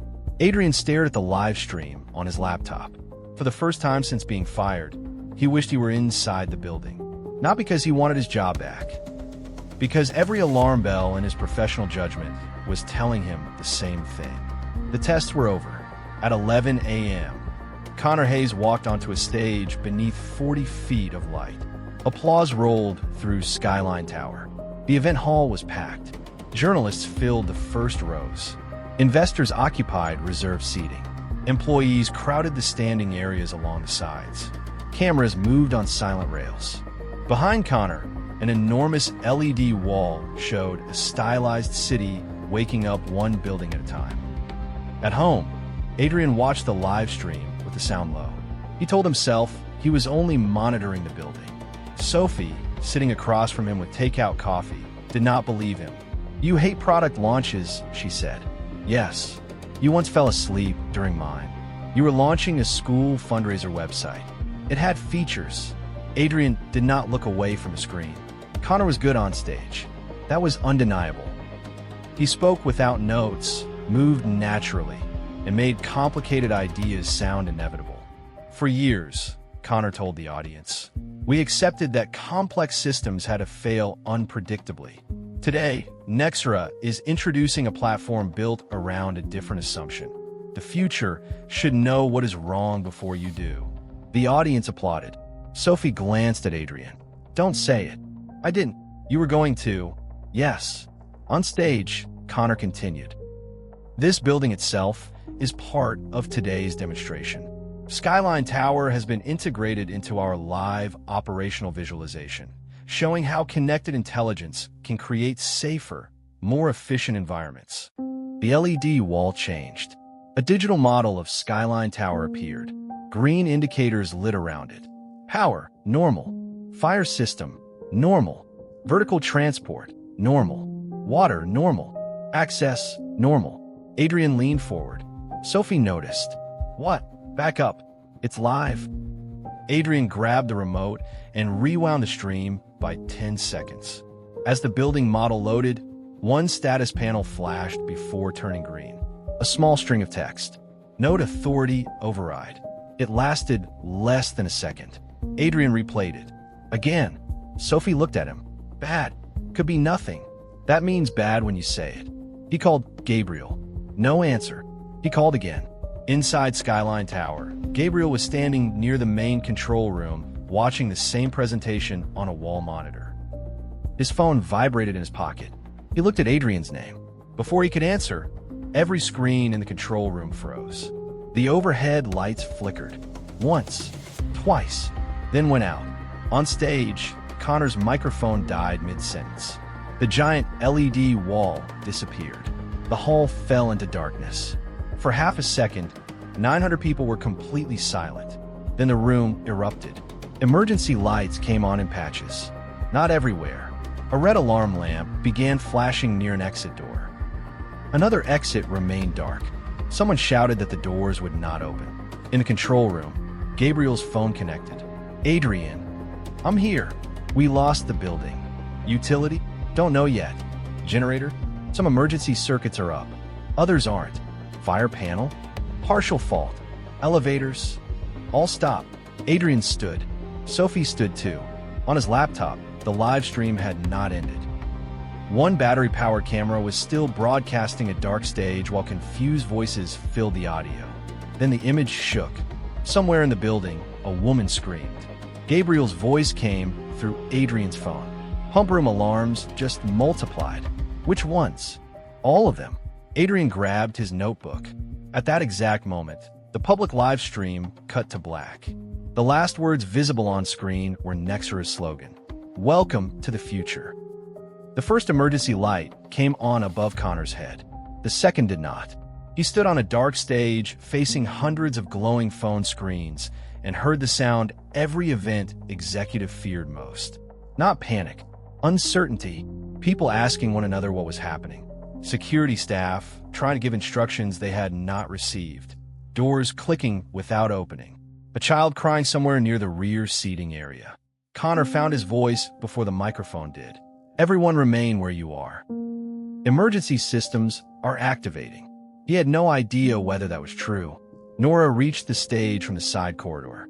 Some electronic exits aren't releasing. What? No central access response. Manual release? Security is doing it. Generators? Partial. Connor looked toward the dark LED wall. Get the stream offline. Nora stared at him. What? The external stream. Kill it until we know what this is. Connor, we need evacuation status. We also have millions of people watching a system's failure during a resilience launch. Nora's face changed. For 1 second, he heard himself the way Adrian might have heard him. Business first. System second. People somewhere after that. Connor corrected himself. Fine. Evacuation first. Then stream. Nora was already moving. In the main control room, Gabriel switched from screen to screen. Nothing agreed. Utility service showed normal on one display and absent on another. Generator 1 reported running, but the physical frequency meter showed 0. Generator 2 was running physically, but missing from the network. Fire pump alarms appeared and disappeared. Access control zones jumped between online and unknown. Grant Keller stood beside a network rack with 2 Apex engineers. We need to reboot the supervisory gateway, he said. Gabriel turned. No. Grant looked at him. No. We don't reboot anything until we know what is physically alive. The gateway is corrupted. Maybe it is the fastest way to restore visibility. Visibility isn't control. Grant's expression hardened. Who is in charge of facilities right now? Gabriel looked at the black binder on the desk. Apparently the guy you fired left instructions. Grant took a step toward him. This is not the time for attitude. Good. Then stop giving me yours. Gabriel called Adrian. Generator 1 says running on BMS. It is physically dead. Generator 2 is physically running but not reporting. Do you have emergency bus voltage? Some sections. Do not trust automatic transfer status.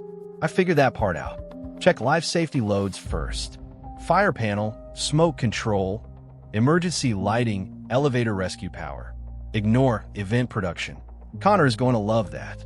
Connor is not in charge of electricity. Gabriel almost smiled.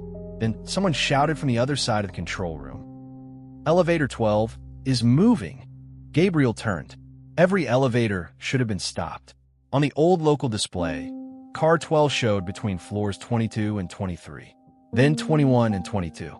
It was descending, slowly, not commanded. Occupancy, Gabriel asked. A security operator checked. Full car.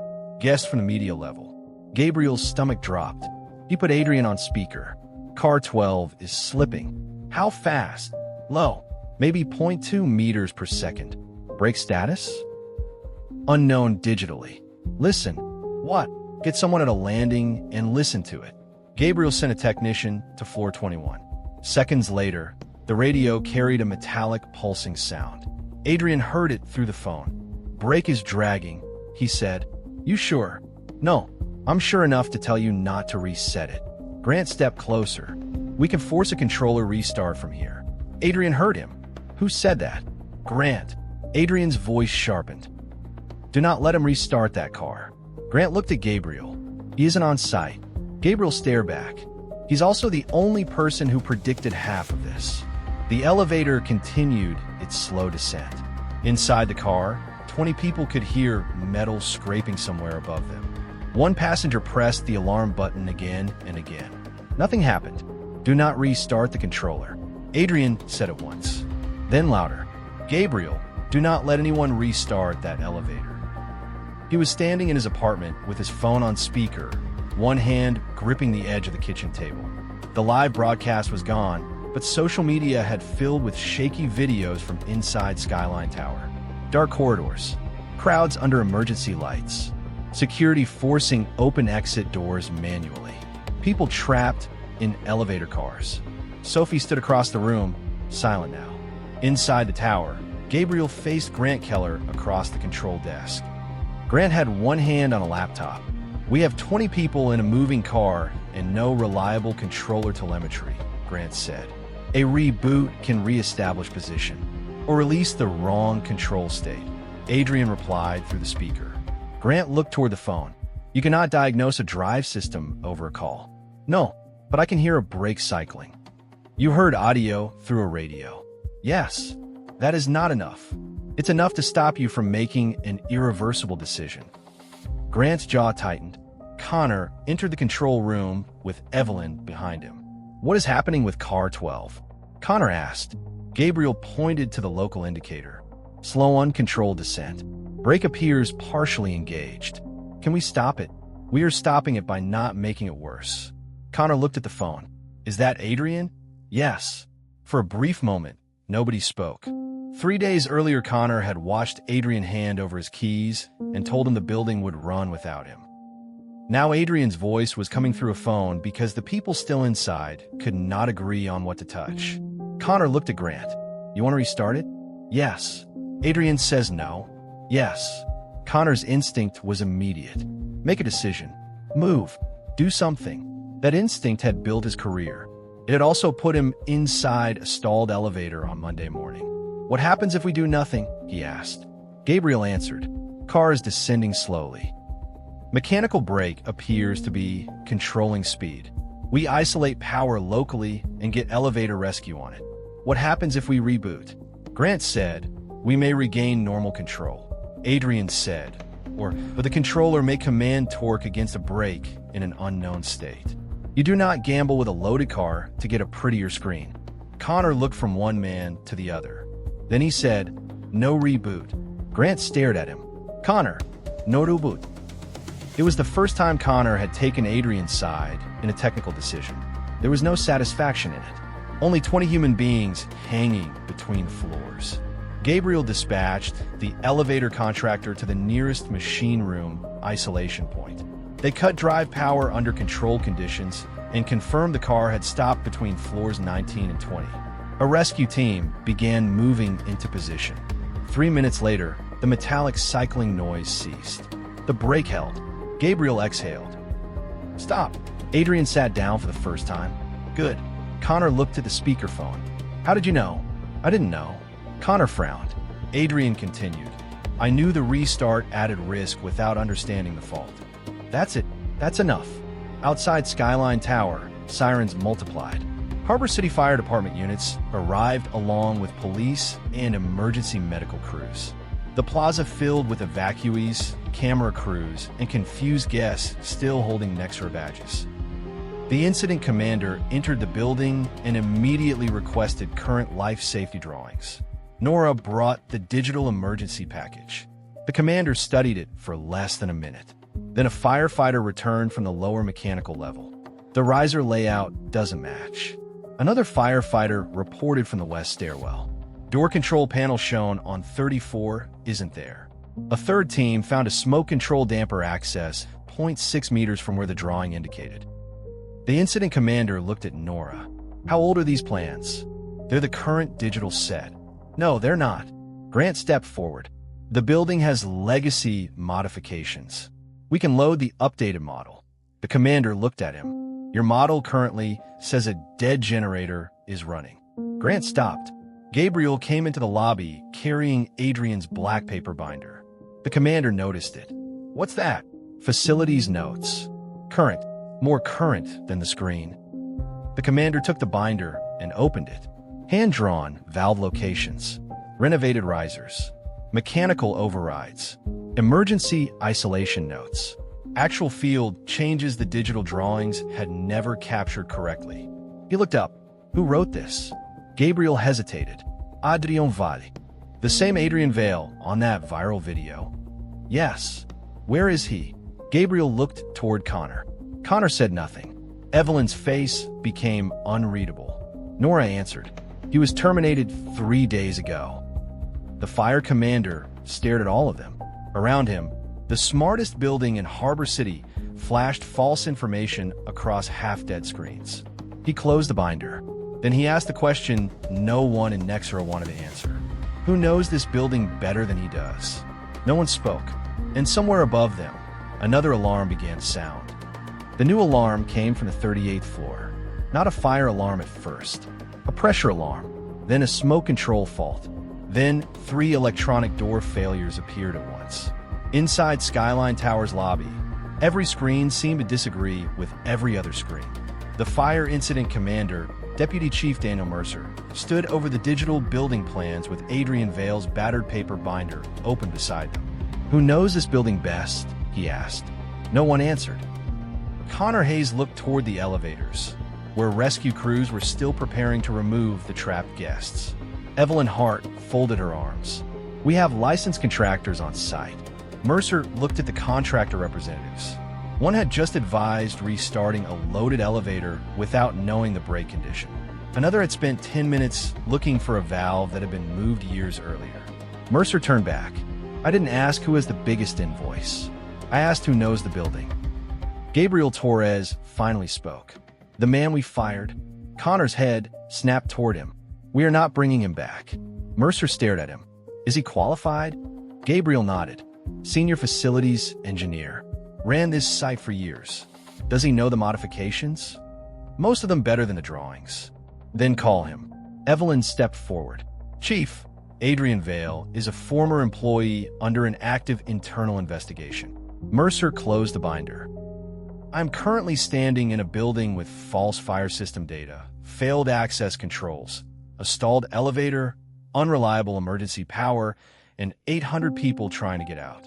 Your employment dispute is not part of my incident command. Connor said, we can manage this. As if the building had been waiting for him to finish. A sharp report echoed somewhere below the lobby. The fire panel changed. Lower mechanical level. Water flow. Gabriel went pale. That line feeds the emergency cooling loop. Mercer pointed to him. Call Vale. Gabriel already had his phone out. Adrian answered on the second ring. Talk. Second failure. Lower mechanical. Water flow. Fire command wants you here. There was a pause. In the background, Gabriel could hear television. The launch broadcast was still running on some news channel, now showing evacuees outside Skyline Tower. Adrian asked, who is incident commander? Mercer took the phone. Deputy Chief Mercer. Harbor City Fire. Are you asking for technical support or putting me back under Nexra? Technical support under Fire Command. Then I need one condition. Connor made a sound of disbelief. Mercer ignored him. Say it. I come back under your authority. Safety decisions go through Incident Command. Not Nexra. Not Connor. Not Evelyn. Nobody overrides in isolation because they want to screen back online. Mercer looked directly at Connor as Adrian spoke. Agreed. Adrian continued. Gabriel keeps the paper binder. Nobody edits anything. Nobody resets anything unless someone physically verifies what is connected to. Understood. I'll come. Gabriel exhaled. Mercer handed the phone back. Connor said quietly, "He is using this to make a point." Mercer looked at him. "No, Mr. Hayes. Right now, the building is making his point for him." 20 minutes later, outside the glass entrance of Skyline Tower, a dark blue work jacket appeared through the crowd. Adrian Vale had come back to the building that had thrown him out. This time, nobody asked him to use the staff entrance. Adrian entered through the main lobby carrying the same small tool bag he had taken home after being fired. For a few seconds, people simply watched him. Security officers who had witnessed him surrender his badge. Nextra employees who had seen the edited video. Contractors who had heard the story of the difficult maintenance man. Connor stood near the fire command table. Evelyn stood beside him. Adrian did not look at either of them. Deputy Chief Mercer met him halfway across the lobby and held out a reflective vest. Temporary technical advisor. Fire command. Adrian put it on. A city safety officer issued him a temporary access credential. Adrian clipped it to the vest, opened his notebook, and asked, "Current life safety status?" That was all. No speech. No demand for an apology. No moment of triumph. Mercer began listing failures. Elevator car stabilized between 19 and 20. Rescue in progress. Emergency generator 1 shows online digitally, but is not producing output. Generator 2 is carrying partial load. Smoke control intermittent on floors 36 through 40. Access control faults on 38. Water flow alarm lower mechanical. Fire pumps report available. Report or test? Report. Adrian looked at Gabriel. Gabriel understood immediately. "We haven't physically tested both pumps." "Do it." Connor stepped forward. "We need the broadcast floor restored first. Hundreds of millions of people are watching this." Adrian looked at him for the first time. "Then they can watch the evacuation." Connor's face tightened. "I'm still responsible for this event." Adrian turned toward Mercer. "Chief," Mercer said, "life safety first." Adrian looked back at Connor. "Then please listen to fire command." The words were calm. That made them land harder. Yesterday, Connor had told Adrian his job was to make doors open. Now Connor stood in his own global launch event while the man he had mocked was being asked which systems were safe enough to touch. Gabriel returned from the fire pump room on the radio. "Pump 1 runs. Pump 2 shows available, but won't start local." Adrian frowned. "Local selector position? Auto. Move to hand. Don't energize yet. Tell me if the shaft turns free." A pause. "Free. Control fuse. Good. Started." Another pause. Gabriel cursed. "What?" "Mechanical latch is locked." "Factory lock?" "No. Somebody installed a retaining bracket." Adrian's expression changed. Not surprise. Confirmation. He looked at Mercer. "Someone physically prevented the backup pump from starting." Evelyn said quickly, "That could have been part of service work. Then it will be a work order." Adrian looked at Gabriel. "Is there?" "No." Mercer ordered a firefighter to photograph the assembly before anyone touched it. Adrian nodded. "Good." Connor watched him. "You expected this." "I expected physical systems to tell the truth, eventually." Another alarm appeared. Floor 38. Smoke detected. East Event Corridor. Nora Bennett's radio call came through a second later. Her voice was controlled but strained. "We have people behind the east fire doors. They won't release." Adrian looked up at the dark tower. "How many?" 37. Maybe more. Mercer pointed toward the stairwell. "Vale, you with Rescue 2. Adrian picked up his tool bag. Connor started to follow. Mercer stopped him. Adrian did not. He was already moving toward the stairs. The lower mechanical level smelled of wet concrete, hot insulation, and old steel. Before going upstairs to floor 38, Adrian needed to understand why the emergency systems were collapsing together. He, Gabriel, and two firefighters stood beside the backup pump assembly. The retaining bracket was small. That was what made it disturbing. No dramatic sabotage. No cut cables. No smashed equipment. Just a narrow steel piece installed where it prevented the starter mechanism from completing its travel. A $50 part could disable a system worth hundreds of thousands. Gabriel held up Adrian's binder. Page 93, 97. You remember the page? I wrote it. Gabriel found a hand-drawn piping map. A digital tablet beside him showed a clean, modern diagram. Adrian's page showed 3 ugly changes made over 12 years.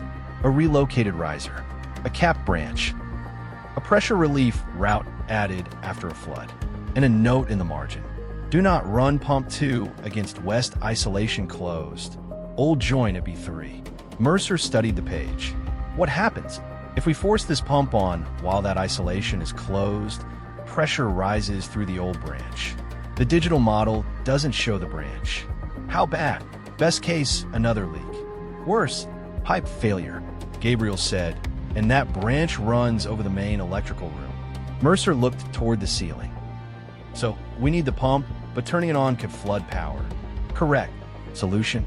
Adrian pointed to the map. Open the west bypass manually first. Then bring the pump up with discharge limited. The firefighter checked the digital plan. No bypass shown. Adrian pointed down the corridor. Because the wall moved in 2016. Access is behind storage cage 4. They ran. The cage was locked. A bolt cutter solved that.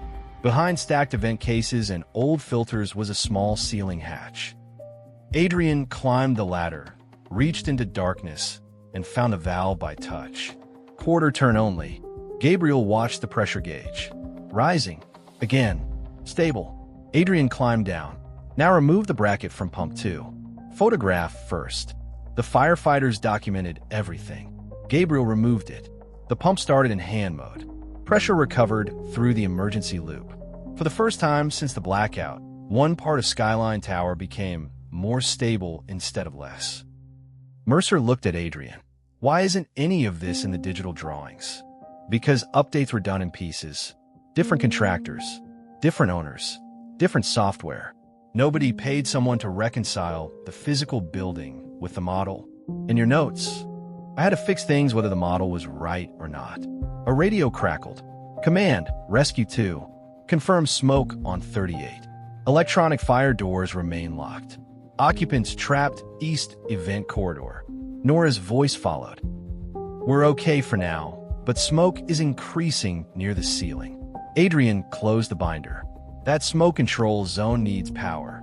Mercer said, Generator 2 is overloaded. Then we take power from something else. What? Adrian looked upward toward the launch floors. The company. The Emergency Power Distribution Board had never been designed for a technology launch. It had been designed for emergencies. There was a difference. Emergency lighting, fire alarm, smoke extraction, stair pressurization, selected elevators for firefighter operation, critical pumps. Those were the loads that mattered now.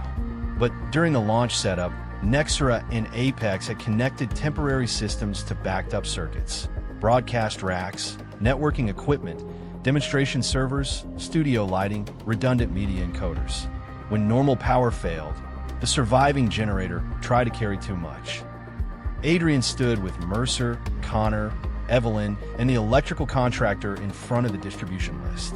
We shed all non-life safety loads, Adrian said. Connor pointed at one line. That kills the international stream. Yes. And the server cluster. Yes. Evelyn spoke before Connor could.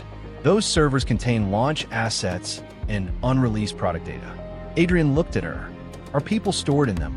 Her expression hardened. This is not the time for sarcasm. It wasn't sarcasm. She stepped closer. We cannot casually destroy the company's infrastructure.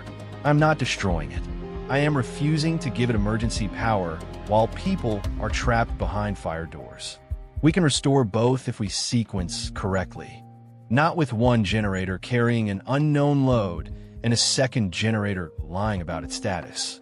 Connor looked at the screen. The monitoring platform says we have 12% spare capacity. Adrian pointed toward the actual ammeter. "We have 3. Connor stopped. Adrian continued. "That is what 3% looks like when somebody trusted a dashboard instead of a wire." For once, Connor had no quick answer. Mercer made the decision. Shed broadcast. Shed non-essential server. Preserve fire systems. Evelyn said, "Chief, that's the order." The contractor opened breakers one by one. Across the tower, production displays died. The last surviving livestream encoder went black. For millions of viewers, Nexter's presentation ended mid-sentence.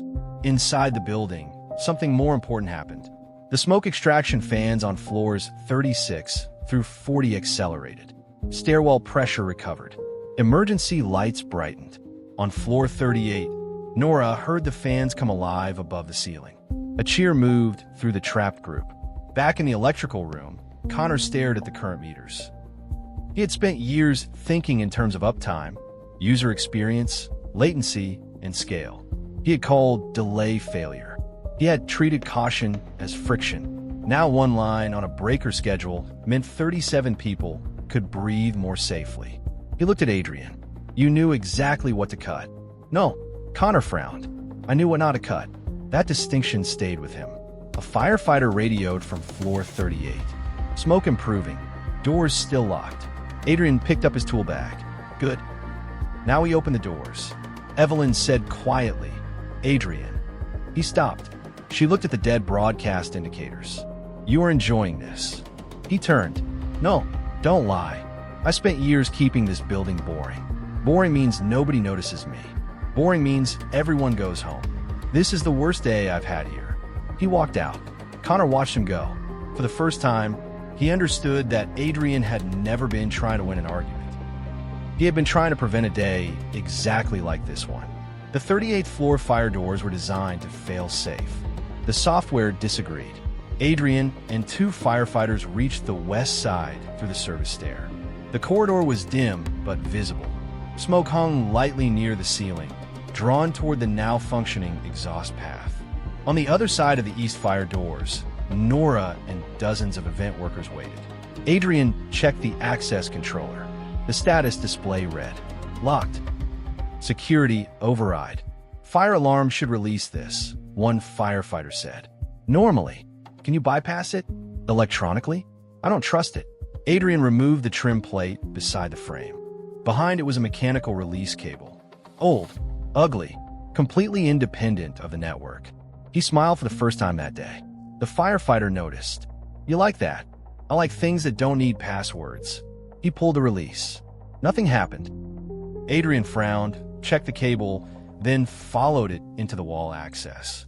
A secondary latch had energized. Someone had modified the door logic, so the alarm release disengaged one lock while another remained active. "That's deliberate," the firefighter said. "Yes." Adrian opened his tool bag. 2 minutes later, the secondary latch lost power locally. The heavy door moved. Nora was on the other side. For half a second, neither spoke. Then she immediately turned to the people behind her. "Single line. Stay with the firefighter. No elevators." That was Nora. Even frightened, she was still organizing. As the group moved through, she stayed until the last person crossed. Adrian checked the corridor behind her. Anyone missing? 2 production assistants went to the West conference room before the doors locked. A firefighter went to find them. Nora looked at Adrian. "You came back." "Yes." "They fired you." "Also yes." She almost laughed. Then her face changed. "What?" Adrian looked at the line of evacuees disappearing into the stairwell. "Because they didn't." Nora understood. The people inside the building had not fired him. They had not forged his records. They had not posted the edited video. They were simply people in a dangerous place. Nora's eyes softened. "That is a very annoying answer. I've been told." She reached into her jacket. "I have something." "What?" "A copy of the vendor authorization trail. I saved it before they changed my access. Apex got privileges they should never have had." "Keep it. I thought you'd want it." "Edo. But not on me. You give it to the investigators." She stared at him. "You're still thinking about chain of custody right now." "Especially right now." The missing production assistants were found and brought back. As everyone moved toward the stairs, Adrian stopped at the door controller. A tiny device was mounted behind the access panel. Not standard Nexera hardware. Not original building hardware. Apex integration. A network gateway. He photographed it. Then he followed the cable. It disappeared into the wall toward the building automation backbone. Adrian's face went still. The strange elevator data. The false fire pump status. The rewritten access logs. The frozen security video. The doors. The generator. This was not a collection of separate failures. He had finally found the bridge connecting them. The hidden gateway was smaller than Adrian's hand. That was enough. Grant Keller had once described Apex Integration's platform as a unified intelligence layer for legacy buildings. Now Adrian understood what that phrase could mean when used without limits. One device could translate between old control systems and modern networks. It could read status, write commands, emulate devices, and if given enough privilege, lie. Mercer called a city cyber response technician to floor 38. They did not disconnect the gateway immediately. First, they isolated its upstream network port and mirrored the traffic. Last commands, Adrian asked. The technician read the capture. Fire zone suppression. Door lock changes. Pump disable. Generator status spoofing. Nora closed her eyes. Connor, who had followed the fire command team upstairs, stared at the screen. Can Apex do all that remotely? With this gateway, Adrian said, and the permissions behind it. Connor turned to the technician. Whose permissions? The technician scrolled. Credential token is Nexera executive tier. The corridor became quiet. Evelyn was not there. Adrian said, token name. The technician hesitated. Mercer said, read it. Operations Executive Authorization. Connor frowned. That role is restricted. Nora said, to Evelyn's office. Connor looked at her. Not just her, Nora added carefully. 2 deputies. Corporate Systems Admin Emergency Executive Account. Adrian nodded. Good. Don't jump from a role to a person. Connor looked at him incredulously. After everything they've done to you, you're protecting her? No, I'm protecting the evidence. The cyber technician pointed at another line. There's active traffic trying to reconnect. From where? External relay. Can you block it? Already did. The gateway attempted another connection. Then another. Then hundreds. Grant Keller, somewhere outside the tower, was trying to reach his device. The technician smiled without humor. Someone really wants back in. Adrian crouched beside the cabinet. Can we see queued commands? A minute later, the list appeared. Disable fire zone 34 to 40. Force access secure state. Clear local event history. Reset gateway storage. Connor read the last 2. He's deleting evidence. Nora said, or she is. Adrian looked at the timestamps. No. Everyone turned toward him. These commands began after the building lost power. Whatever the original plan was, this is cleanup. The technician found an archive configuration. One authorization record remained because the gateway had lost synchronization before it could erase it. Initial deployment approval. Nexera operations. Installation contact. Einhart. Connor went pale. No one had to explain the initials.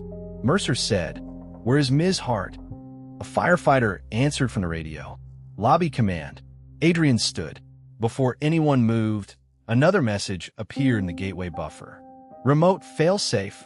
Execute full purge. The technician's expression changed. That's not just deleting logs. What does it do?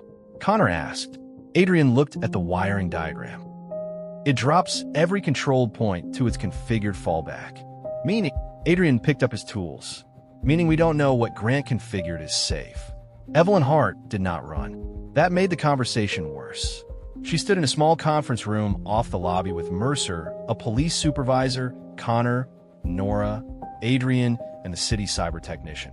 Her phone had been placed on the table. She looked tired for the first time since Adrian had met her. Not frightened. Not yet. Just tired. Mercer asked, did you authorize Apex Integration to install a hidden control gateway? Evelyn said, I authorized a pilot integration layer. Was it disclosed to building facilities? No. Why? Because it was not meant to be permanent. Connor stared at her. What was it meant to do? Evelyn looked at him, then at Adrian. Demonstrate weaknesses. Adrian said nothing. She continued. Skyline Tower needed a modernization package. The board kept delaying it because the building appeared functional. Apex proposed a controlled demonstration of legacy system risk. Nora's voice was quiet. You created failures. Minor failures. The elevator? That was not supposed to trap anyone. The pump? Pressure variance. The power event? 30 seconds. Controlled. Connor stepped closer. You sabotaged the building to win approval for an upgrade contract. Evelyn's jaw tightened. Do not pretend this industry is innocent. Boards fund visible crises, not invisible prevention. I made the risk visible. Adrian finally spoke. You made the risk. Evelyn looked at him. No one was supposed to be hurt. That sentence is what people say after they decide they can price danger for other people. Her face hardened. You think you're morally pure because you refuse trade-offs. Businesses make trade-offs every day. Yes, that answer surprised her. Adrian continued. We decide which filter can wait, which pump can run another week, which repair needs shut down. The difference is we don't hide the risk from the people making the decision. Connor asked, what did you get? Silence. Nora answered, a success fee. Evelyn looked at her. Nora had the saved authorization trail. If the board approved the Apex modernization contract after the pilot, Nora said, your executive incentive pool increased. And there was a consulting side letter routed through a strategy firm. Evelyn closed her eyes briefly. Mercer asked, did you order today's failure? No. Did Grant Keller? I don't know. Adrian said, he did. Everyone looked at him. The early incidents were narrow, one system at a time. Today's commands are broad, destructive, and focused on erasing logs. Someone lost control and started burning the evidence. Evelyn whispered, Grant. The cyber technician received a new alert. The external relay had switched addresses. Then another command hit the isolated gateway. It could not reach the network, but a second gateway somewhere else in the building answered. Adrian looked at the screen. There are two. Evelyn's face changed. I only approved one. That was the first moment Adrian believed her completely. Not because she deserved trust, because fear had finally broken through her control. Grant had built more access than even his partner knew. The second gateway was in the basement. Of course it was. The place no executive visited unless cameras were present. Adrian studied the old electrical one-line drawing beside Gabriel's handwritten notes.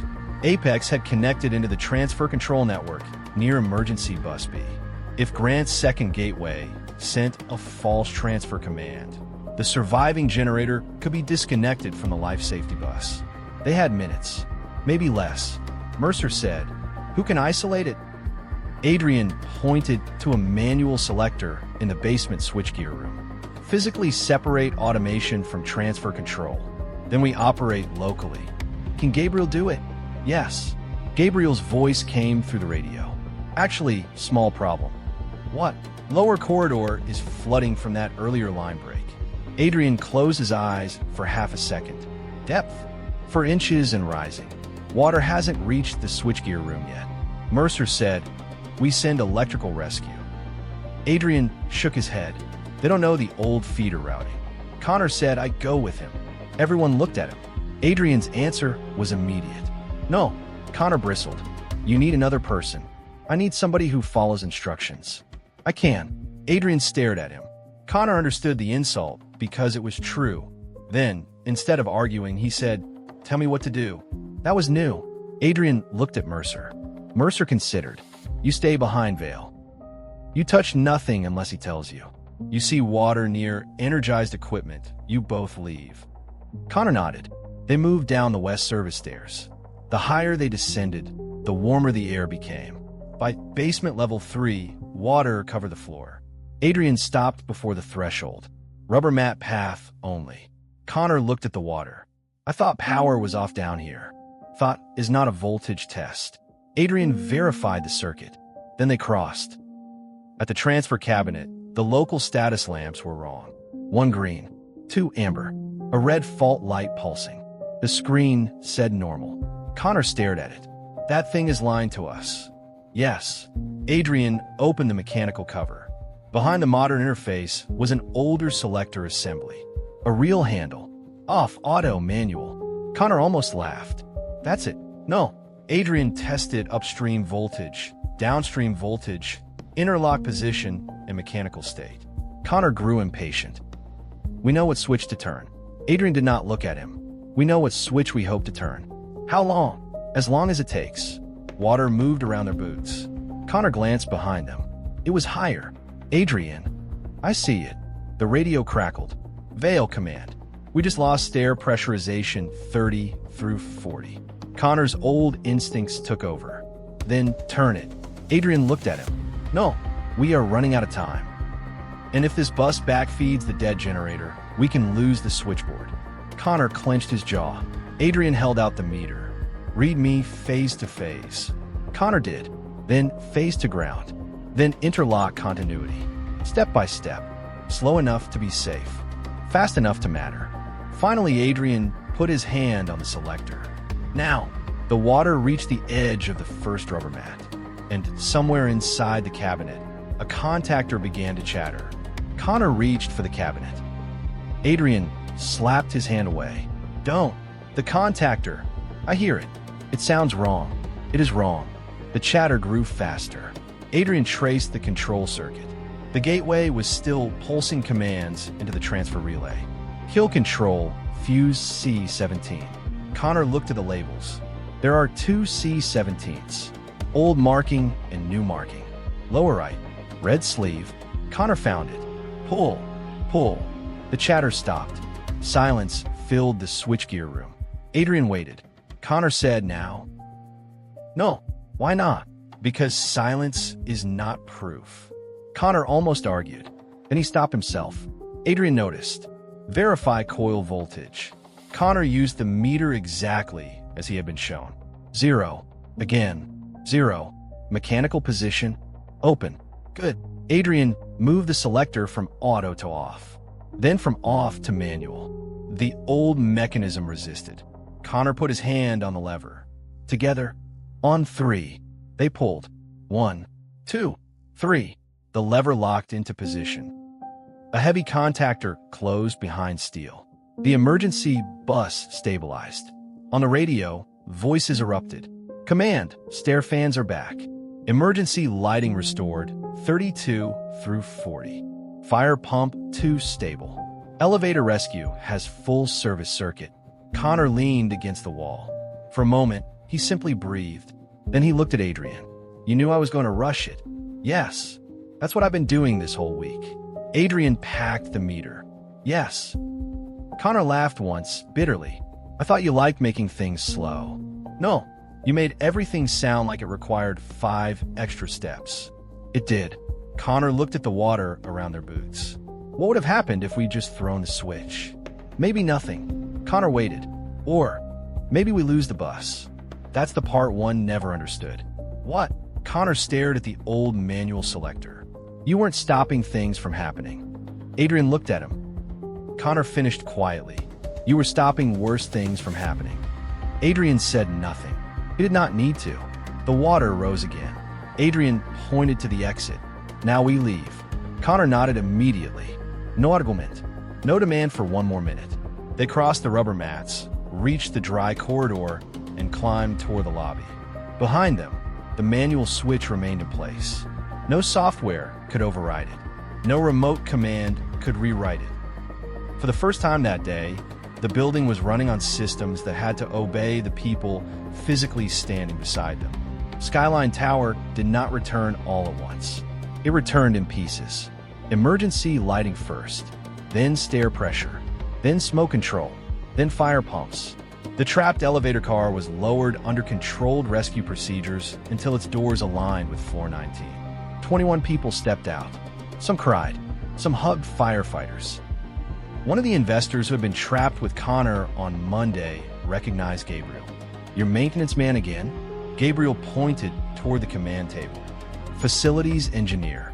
Outside, the plaza had become a wall of cameras. The failed global launch had turned into international news. But inside the tower, nobody was thinking about reputation yet. At least, nobody who mattered to the rescue. Adrian moved through the building with fire crews, physically checking systems before returning areas to service.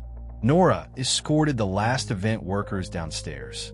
Gabriel confirmed the lower mechanical room was isolated. Connor helped carry bottled water from the emergency cache without being asked. Evelyn sat in a guarded conference room while investigators preserved her devices. Grant Keller was no longer answering calls. Police had begun looking for him. At 5:18 p.m., Mercer announced that the building was stable enough to transition from active rescue to investigation and controlled shutdown. No catastrophic injuries. Several people treated for smoke exposure, anxiety, and minor evacuation injuries. Everyone accounted for.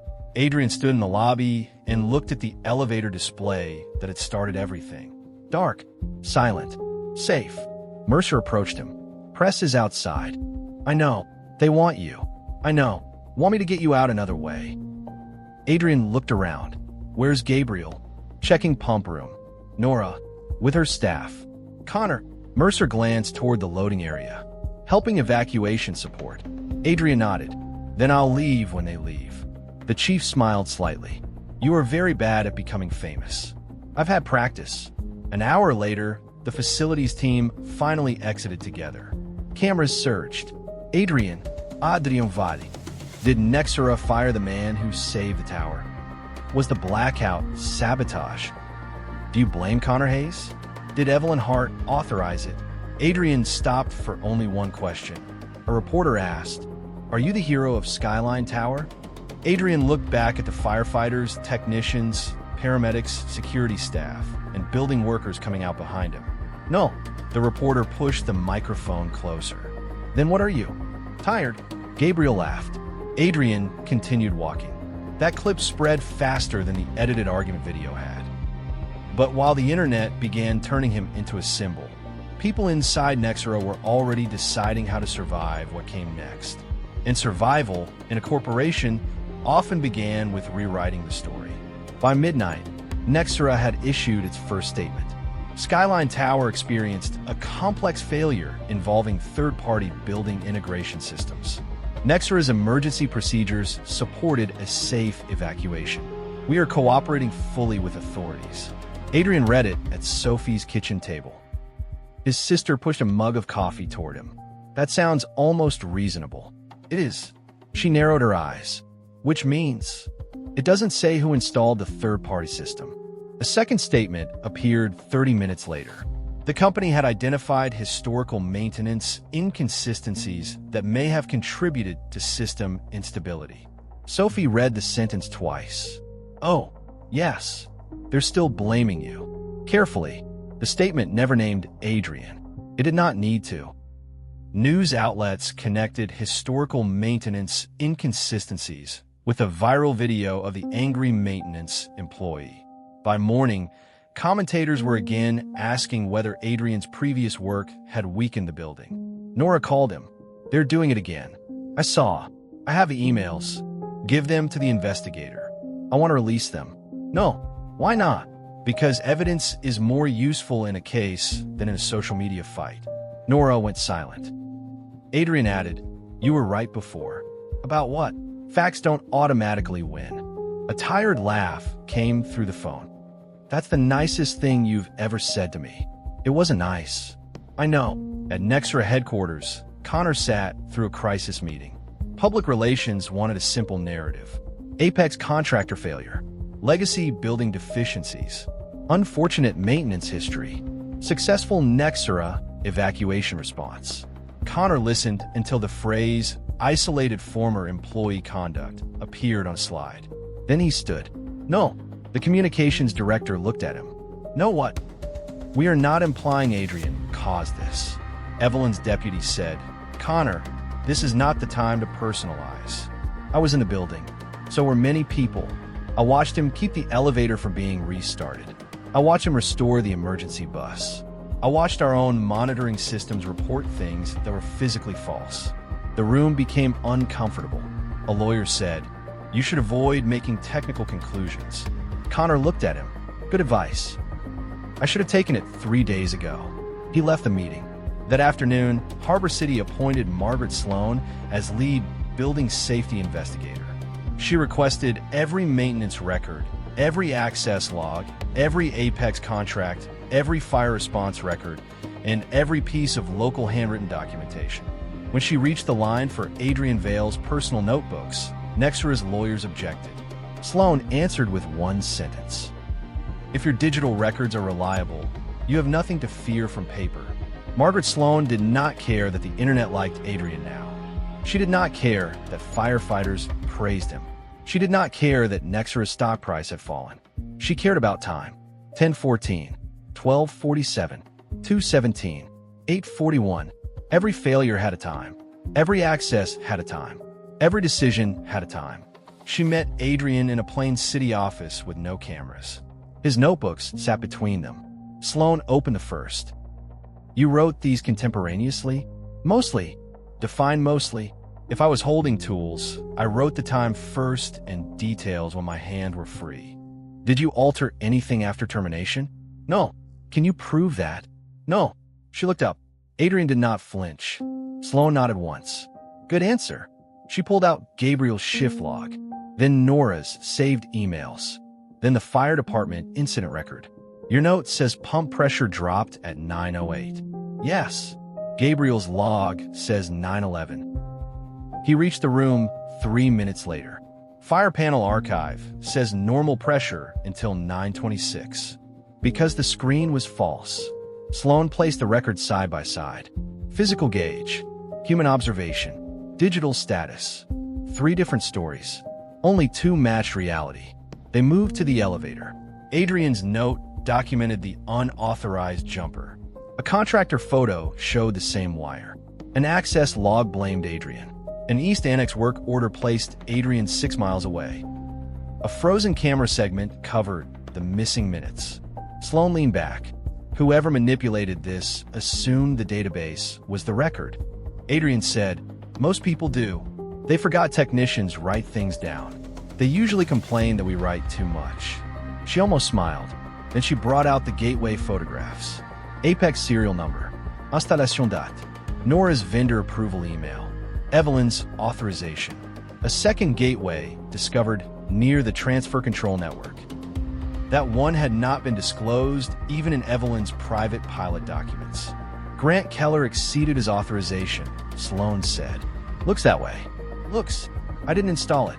Sloan nodded. "You are very careful not to say more than you know." "I got fired partly for saying what I knew." "No." She closed the file. "You got fired because somebody needed everyone else to doubt what you knew." Adrian looked at her. Sloan continued, "That is not the same thing." Before he left, she said, "Mr. Vale." He turned. "I don't need a hero story." "Good. I need a timeline that survives hostile lawyers." Adrian looked at the stacks of paper. "Then start with the things they couldn't edit." Nora found the original video because the person who filmed it had never meant to become part of conspiracy. He was a freelance production assistant named Evan Cole. On the morning Adrian shut down the VIP elevator, Evan had been testing a phone-mounted stabilizer for behind-the-scenes launch footage. He recorded 6 minutes. The viral clip was 28 seconds. Nora called him. At first, he refused to speak. Then she told him Adrian had been fired after the video circulated. Evan went quiet. "I didn't post that edit. Do you still have the original?" "Maybe. Please check." An hour later, he sent it to Margaret Sloan. Not Nora. Not Adrian. The investigator. Chain of custody. When the full footage became part of the official record, Evan agreed to release it publicly. The difference was devastating. The edited clip showed Adrian saying, "No. The elevator stays off." Then Connor saying, "You don't get to make that decision." Then Adrian walking away. It made Adrian look stubborn and confrontational. The original showed everything before it. The failed fire recall test. Adrian explaining the risk. The red safety tag. The contractor hesitating. Connor pushing for reopening. Adrian asking everyone overriding the lockout to sign their name. And his sentence. My job is to make sure the people who walk through those doors come back out. The video spread worldwide. This time, the comments changed. Not because Adrian insulted anyone, because he had not. He had been calm, specific, professional, and right. Connor watched the video alone in his office. Then he did something nobody in Nextra's communications department had approved. He recorded a statement. "My name is Connor Hayes. I was the executive speaking with Adrian Vale in the video that has circulated this week." The shorter version gave a false impression of what happened. The full recording is accurate. Adrian warned me about a safety failure. I pressured the team to restore service. I was wrong. His phone rang before he finished uploading it. He ignored the call. He continued. During the Skyline Tower emergency, Adrian and the facilities team made decisions that protected people while I was still thinking about schedules and systems. I owe him an apology, but more importantly, the public deserves the correct record. He posted it. Within minutes, Nextra's legal team was furious. Within hours, public opinion changed completely. Adrian saw the statement while sitting in a laundromat. Sophie texted him. "Well?" Adrian replied, "Better." She sent back, "That is the most emotionally generous word you know." He put the phone away. Across Harbor City, Connor's admission was being described as courageous. Adrian did not think courage erased what came before, but he understood something important. People could be wrong without being permanently worthless. That distinction would matter in the hearing, because Evelyn was preparing to blame everything on Grant Keller. And Grant, now in custody after police located him at an airport hotel, was preparing to blame everything on Evelyn. The Harbor City Building Safety Committee hearing was public. That was why every seat was full. Cameras lined the back wall. Nextra executives sat behind lawyers. Apex representatives sat behind different lawyers. Evelyn Hart sat alone between counsel. Grant Keller appeared under separate legal representation and declined to answer most questions while the criminal investigation continued. Margaret Sloan presented first. No drama, no accusations. A timeline, the elevator bypass, Adrian's false access record, the missing video, the temporary power failure, the disabled pump, the gateway, the second gateway, the blackout, the remote purge commands. Then Adrian was called. A committee member asked, "Mr. Vale, in your opinion, who caused the Skyline Tower emergency?" Adrian looked at the documents. "I don't know who caused every failure." Murmurs moved through the room. Evelyn's lawyer relaxed. Then Adrian continued, "But I can tell you what could not have happened." The room quieted. Apex could not have altered certain protected building functions without credentials that originated inside Nextra's executive authorization structure. Evelyn's lawyer stood. Speculation. Sloan handed the committee the access control architecture. Adrian pointed to it. Not speculation. This gateway had network access. Network access alone was not enough. It required privilege escalation. The original authorization came from Nextra operations. The chair asked, "Ms. Hart has testified that she approved only a limited pilot. That may be true."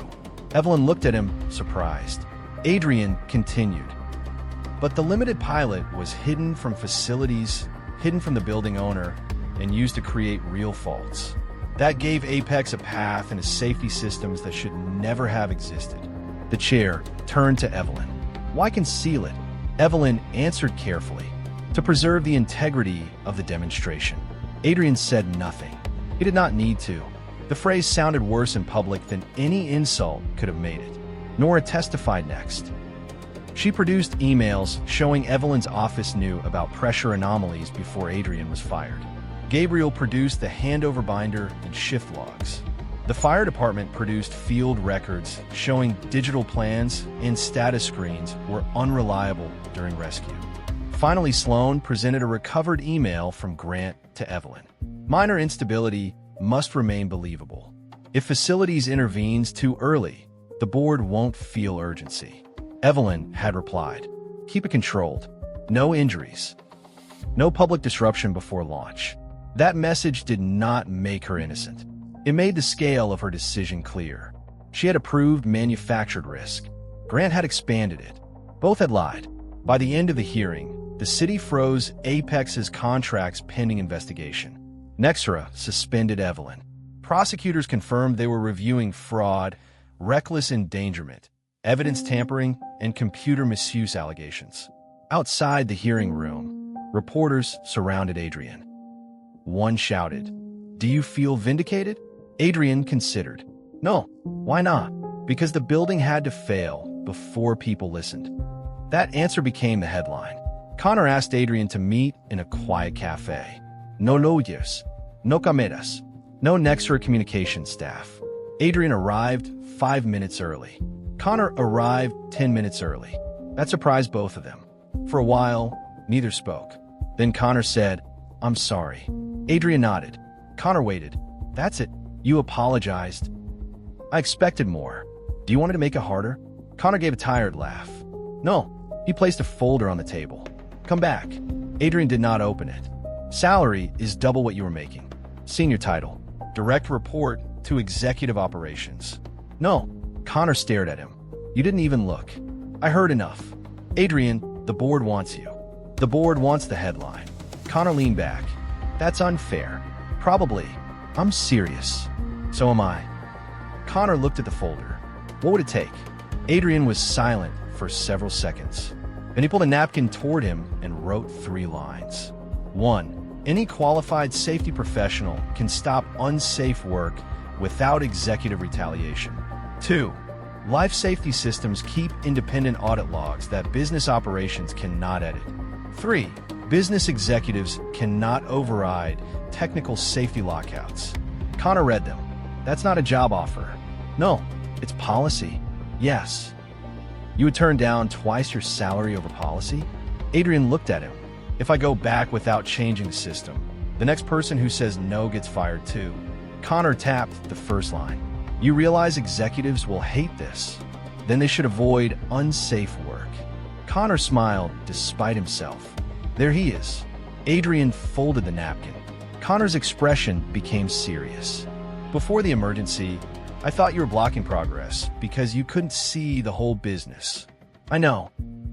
Now I think I couldn't see the whole building." Adrian looked at him. Connor continued, "I thought you were stopping things from happening. You were stopping worse things from happening." Adrian accepted the sentence with a nod. Not forgiveness, not friendship, recognition. Connor took the napkin. "I'll take this to the board. Add one more thing." "What?" "Facilities, security, IT, and fire life safety review any future integration before it touches the building." Connor wrote it down. Then he looked at Adrian. "If they agree?" Adrian picked up his coffee. "Then we talk." Nexera's board wanted a symbol. Adrian gave them an organization chart. The proposal they sent him included a new title: Vice President, Facilities Transformation. He declined it in one sentence. Not interested. Connor called 3 minutes later. "You know, people usually negotiate before rejecting vice president." "I'm not people. I have noticed." The board meeting took place the following Monday. Adrian entered in a plain shirt and work boots. The directors expected a salary negotiation. Instead, he put a 4-page proposal on the table. Independent building safety and resilience team. Separate authority from event operations. Direct access to the board risk committee. Mandatory stop work protection. Independent logging. Physical verification standards. Quarterly emergency drills. Cross-training. Names: Gabriel Torres. Senior Facilities Operations Lead. Nora Bennett. Operational Risk and Event Safety Coordinator. 2 security supervisors. An electrical specialist. A fire systems engineer. A rotating representative from janitorial and building operations staff. One director frowned. "Ms. Bennett is an event manager." "Correct. Not an engineer." "Correct. Then why is she on a safety team?" "Because risk decisions fail when technical people know one half and business people know the other half." Nora, seated at the back, looked down to hide a smile. Another director asked, "And you?" "Head of team." "Vice president?" "No." "Why not?" "Because the title isn't the authority I need." The board chair studied him. "What authority do you need?" "If I say a system is unsafe, nobody should need to ask whether my title is impressive enough to listen." Silence. The proposal passed with minor changes. Not because every director suddenly believed in Adrian's philosophy. Some wanted reform. Some wanted lower insurance risk. Some wanted better headlines. Some wanted regulators to leave them alone. Adrian did not care why the correct structure won. He cared that it existed. Gabriel received his promotion and stared at the email for a full minute. My wife is going to think this is spam. Nora received her new role and immediately asked whether she could rewrite the event risk review process. That is the job, Adrian said. She smiled. Careful. You almost sounded encouraging. Connor later showed Adrian the final organizational announcement. At the top, communications had written, "Following the heroic response at Skyline Tower." Adrian crossed out heroic. Connor sighed. "What do you want instead?" Adrian wrote, "Following the Skyline Tower incident and subsequent safety review." Connor read it. "You're impossible to market." Good. For the first time in weeks, they both laughed. 3 weeks later, Adrian stood backstage at the Harbor City Infrastructure Forum, wondering why he had agreed to speak. Nora knew why. "Because I accepted the invitation for you." That was not a question. It was implied consent. That isn't how consent works. She handed him a microphone. "Go." The moderator introduced him. "Please welcome the hero maintenance man of the Skyline Tower crisis, Adrian Vale." Applause filled the hall. Adrian walked to the stage. He waited until the room quieted. Then he said, "Two corrections." The moderator looked nervous. "I'm not a hero." A few people laughed. "And I'm not just a maintenance man." The laughter stopped. Adrian continued, "I'm a facilities safety professional. Gabriel Torres is a facilities professional.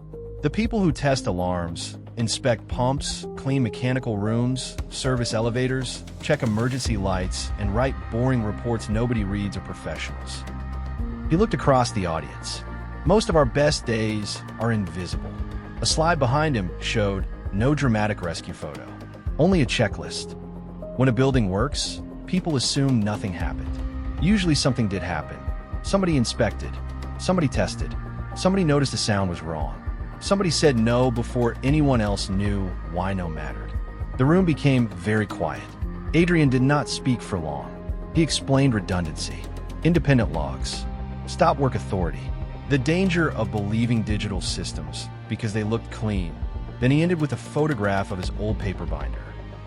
This wasn't better because it was paper. It was better because it was independent. Resilience is not old technology versus new technology. It's making sure one failure cannot rewrite every version of truth. This time, the applause rose slowly. Then everyone stood. Adrian looked uncomfortable. Nora watched from the side of the stage. When he came off, she said, "You hate applause. Too loud.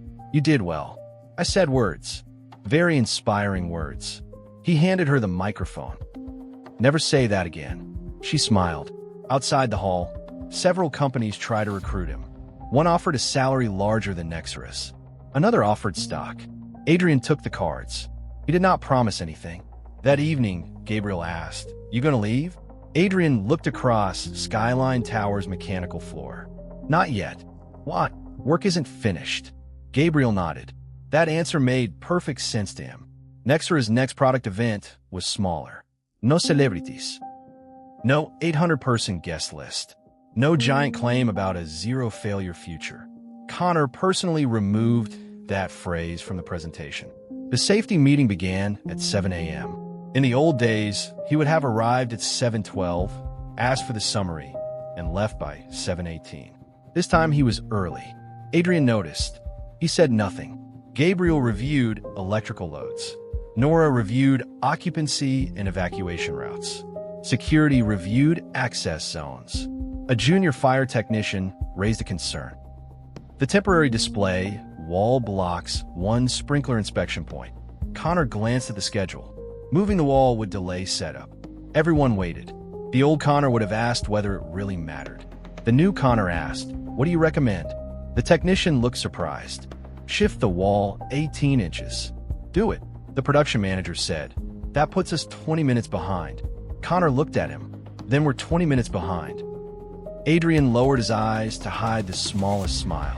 Later, Connor stood beside him during an elevator inspection. Was that the right answer? Which? The wall. You listen to the person responsible for the system. That's simple. Usually, Connor looked offended. You could have told me that months ago. I did. Connor laughed. Right. He held a clipboard. A real clipboard. Paper checklist. Adrian pointed at it. What is that? Connor looked down. Don't start. Connor Hayes using paper. It's a temporary checklist. Historic moment. Say one more word and I digitize it. Adrian walked away. For the first time, the joke between them did not carry hostility. They were not friends. They might never be. But Connor had learned something Adrian respected more than charm. He had learned where his authority ended. The first full emergency drill under the new safety system began at 10:03 on a Thursday. Nobody outside the exercise team knew the exact time. The alarm sounded. Red strobes flashed. A recorded message instructed occupants to use the stairs. Adrian stood in the command center and watched. No executive called to silence the alarm. No event manager asked whether evacuation could wait. No one said the guests were too important to use the staff corridor. Connor left a strategy meeting and walked down 31 floors with everyone else. The board chair exited through the same door as the cleaning crew. Nora's event staff accounted for visitors at the assembly point. Gabriel reported pump status from a physical gauge and the digital system. The numbers matched. Adrian checked his watch. 7 minutes. Not perfect. Good. Then a real fault appeared. Smoke damper 17B. Position disagreement. A junior technician named Mia looked at Adrian. Should we cancel the drill? No. What do we do? What does the procedure say? Verify locally. Then go verify. She did. The damper had a loose position sensor. A small problem. A real problem. Found during a drill. Exactly the kind of boring success Adrian wanted. Back at his desk, an email waited. A competitor offered him 50% more salary, a signing bonus, and the title of Global Director of Smart Infrastructure. He read it once, then deleted it. Nora, passing his doorway, noticed, "Was that the big offer?" "Yes." "You deleted it?" "Yes." "Without negotiating?" "Yes." She leaned against the doorframe. "You really are terrible at capitalism." "Maybe. Why stay?" Adrian looked through the glass toward the facilities floor. Gabriel was training 2 younger technicians. Mia was documenting the damper fault. Connor was still outside at the assembly point because the drill had not been officially cleared. Nobody had asked to skip a step. "Because this works now." Nora looked at him for a moment. Then she said, "Dinner?" Adrian looked up. "Work dinner?" "No." He considered the question with the seriousness of a man evaluating a pressure fault. Nora rolled her eyes. "Do not make a risk matrix." "I wasn't." "You were." Adrian closed his notebook. "Okay." It was not a grand romance. It was dinner. That was enough. As they left, the all-clear sounded. Skyline Tower returned to normal. Boring. Safe. Alive. 6 months after the Skyline Tower incident, the VIP elevator was out of service again. This time, nobody complained. A red safety tag hung from the control panel. A young facilities intern named Leo stood beside Adrian with a tablet in one hand and a paper inspection sheet in the other. He looked at the checklist, then at the elevator, then back at the checklist. "We already tested fire recall twice." "Yes." "Door protection 3 times." "Yes." "Brake monitoring." "Yes." "Emergency communication." "Yes." Leo hesitated. "Do we really need to check everything again after the software update?" Adrian looked at him. Across the lobby, Skyline Tower moved through an ordinary morning. People carried coffee. Security waved in a delivery driver. Nora argued with an event vendor about blocking an exit sign. Gabriel walked past carrying a tool case and called, "Make him do the full list." Leo sighed. Connor entered through the east doors, saw the red tag, and immediately changed direction toward the public elevator bank. He did not ask how long. He did not ask who authorized the shutdown. He simply used another elevator. Adrian noticed. So did Leo. Wasn't that Connor Hayes? Yes. He didn't say anything. He's learning. Leo looked at the VIP doors. What happened here before I started? Adrian considered the question. There were many answers. A sabotaged elevator, a disabled pump, a false generator status, a hidden gateway, a global blackout, a public hearing, a company forced to admit that the people it treated as replaceable had been carrying risks nobody else could even see. But Adrian did not tell the story that way. He pointed to the checklist. Things were trusted without being verified. Leo nodded slowly. They completed the final fire call test. The car returned to the designated floor. Doors opened. Alarm interface correct. Then they tested independent operation. Correct. Mechanical release. Correct. Communication. Correct. Adrian signed a sheet. Leo looked relieved. Now, can we put it back in service? Adrian removed the red tag. In a minute, Leo groaned. What now? Adrian inspected the threshold one last time. Clean. Level. Clear. He stepped back. The elevator chimed. Ding. The stainless steel doors opened. Leo smiled. See? The door opens. Adrian looked at him. Opening isn't the job. Leo waited. Adrian glanced through the lobby. At Gabriel. At Nora. At the staff moving through a building that now had independent safety logs, stop work protection, and people authorized to say no. Then he looked back at the young technician. The real job is making sure the people who go in can come back out. Leo's smile faded into understanding. Adrian pressed the service release. The elevator returned to normal operation. No aplausos, no cameras, no executives demanding speed. Just a safe machine in a working building. The doors closed. A moment later, they opened again for a group of ordinary people going to work. This time, nobody rushed Adrian. Nobody told him his job was only to open doors. And for Adrian Vale, that was enough.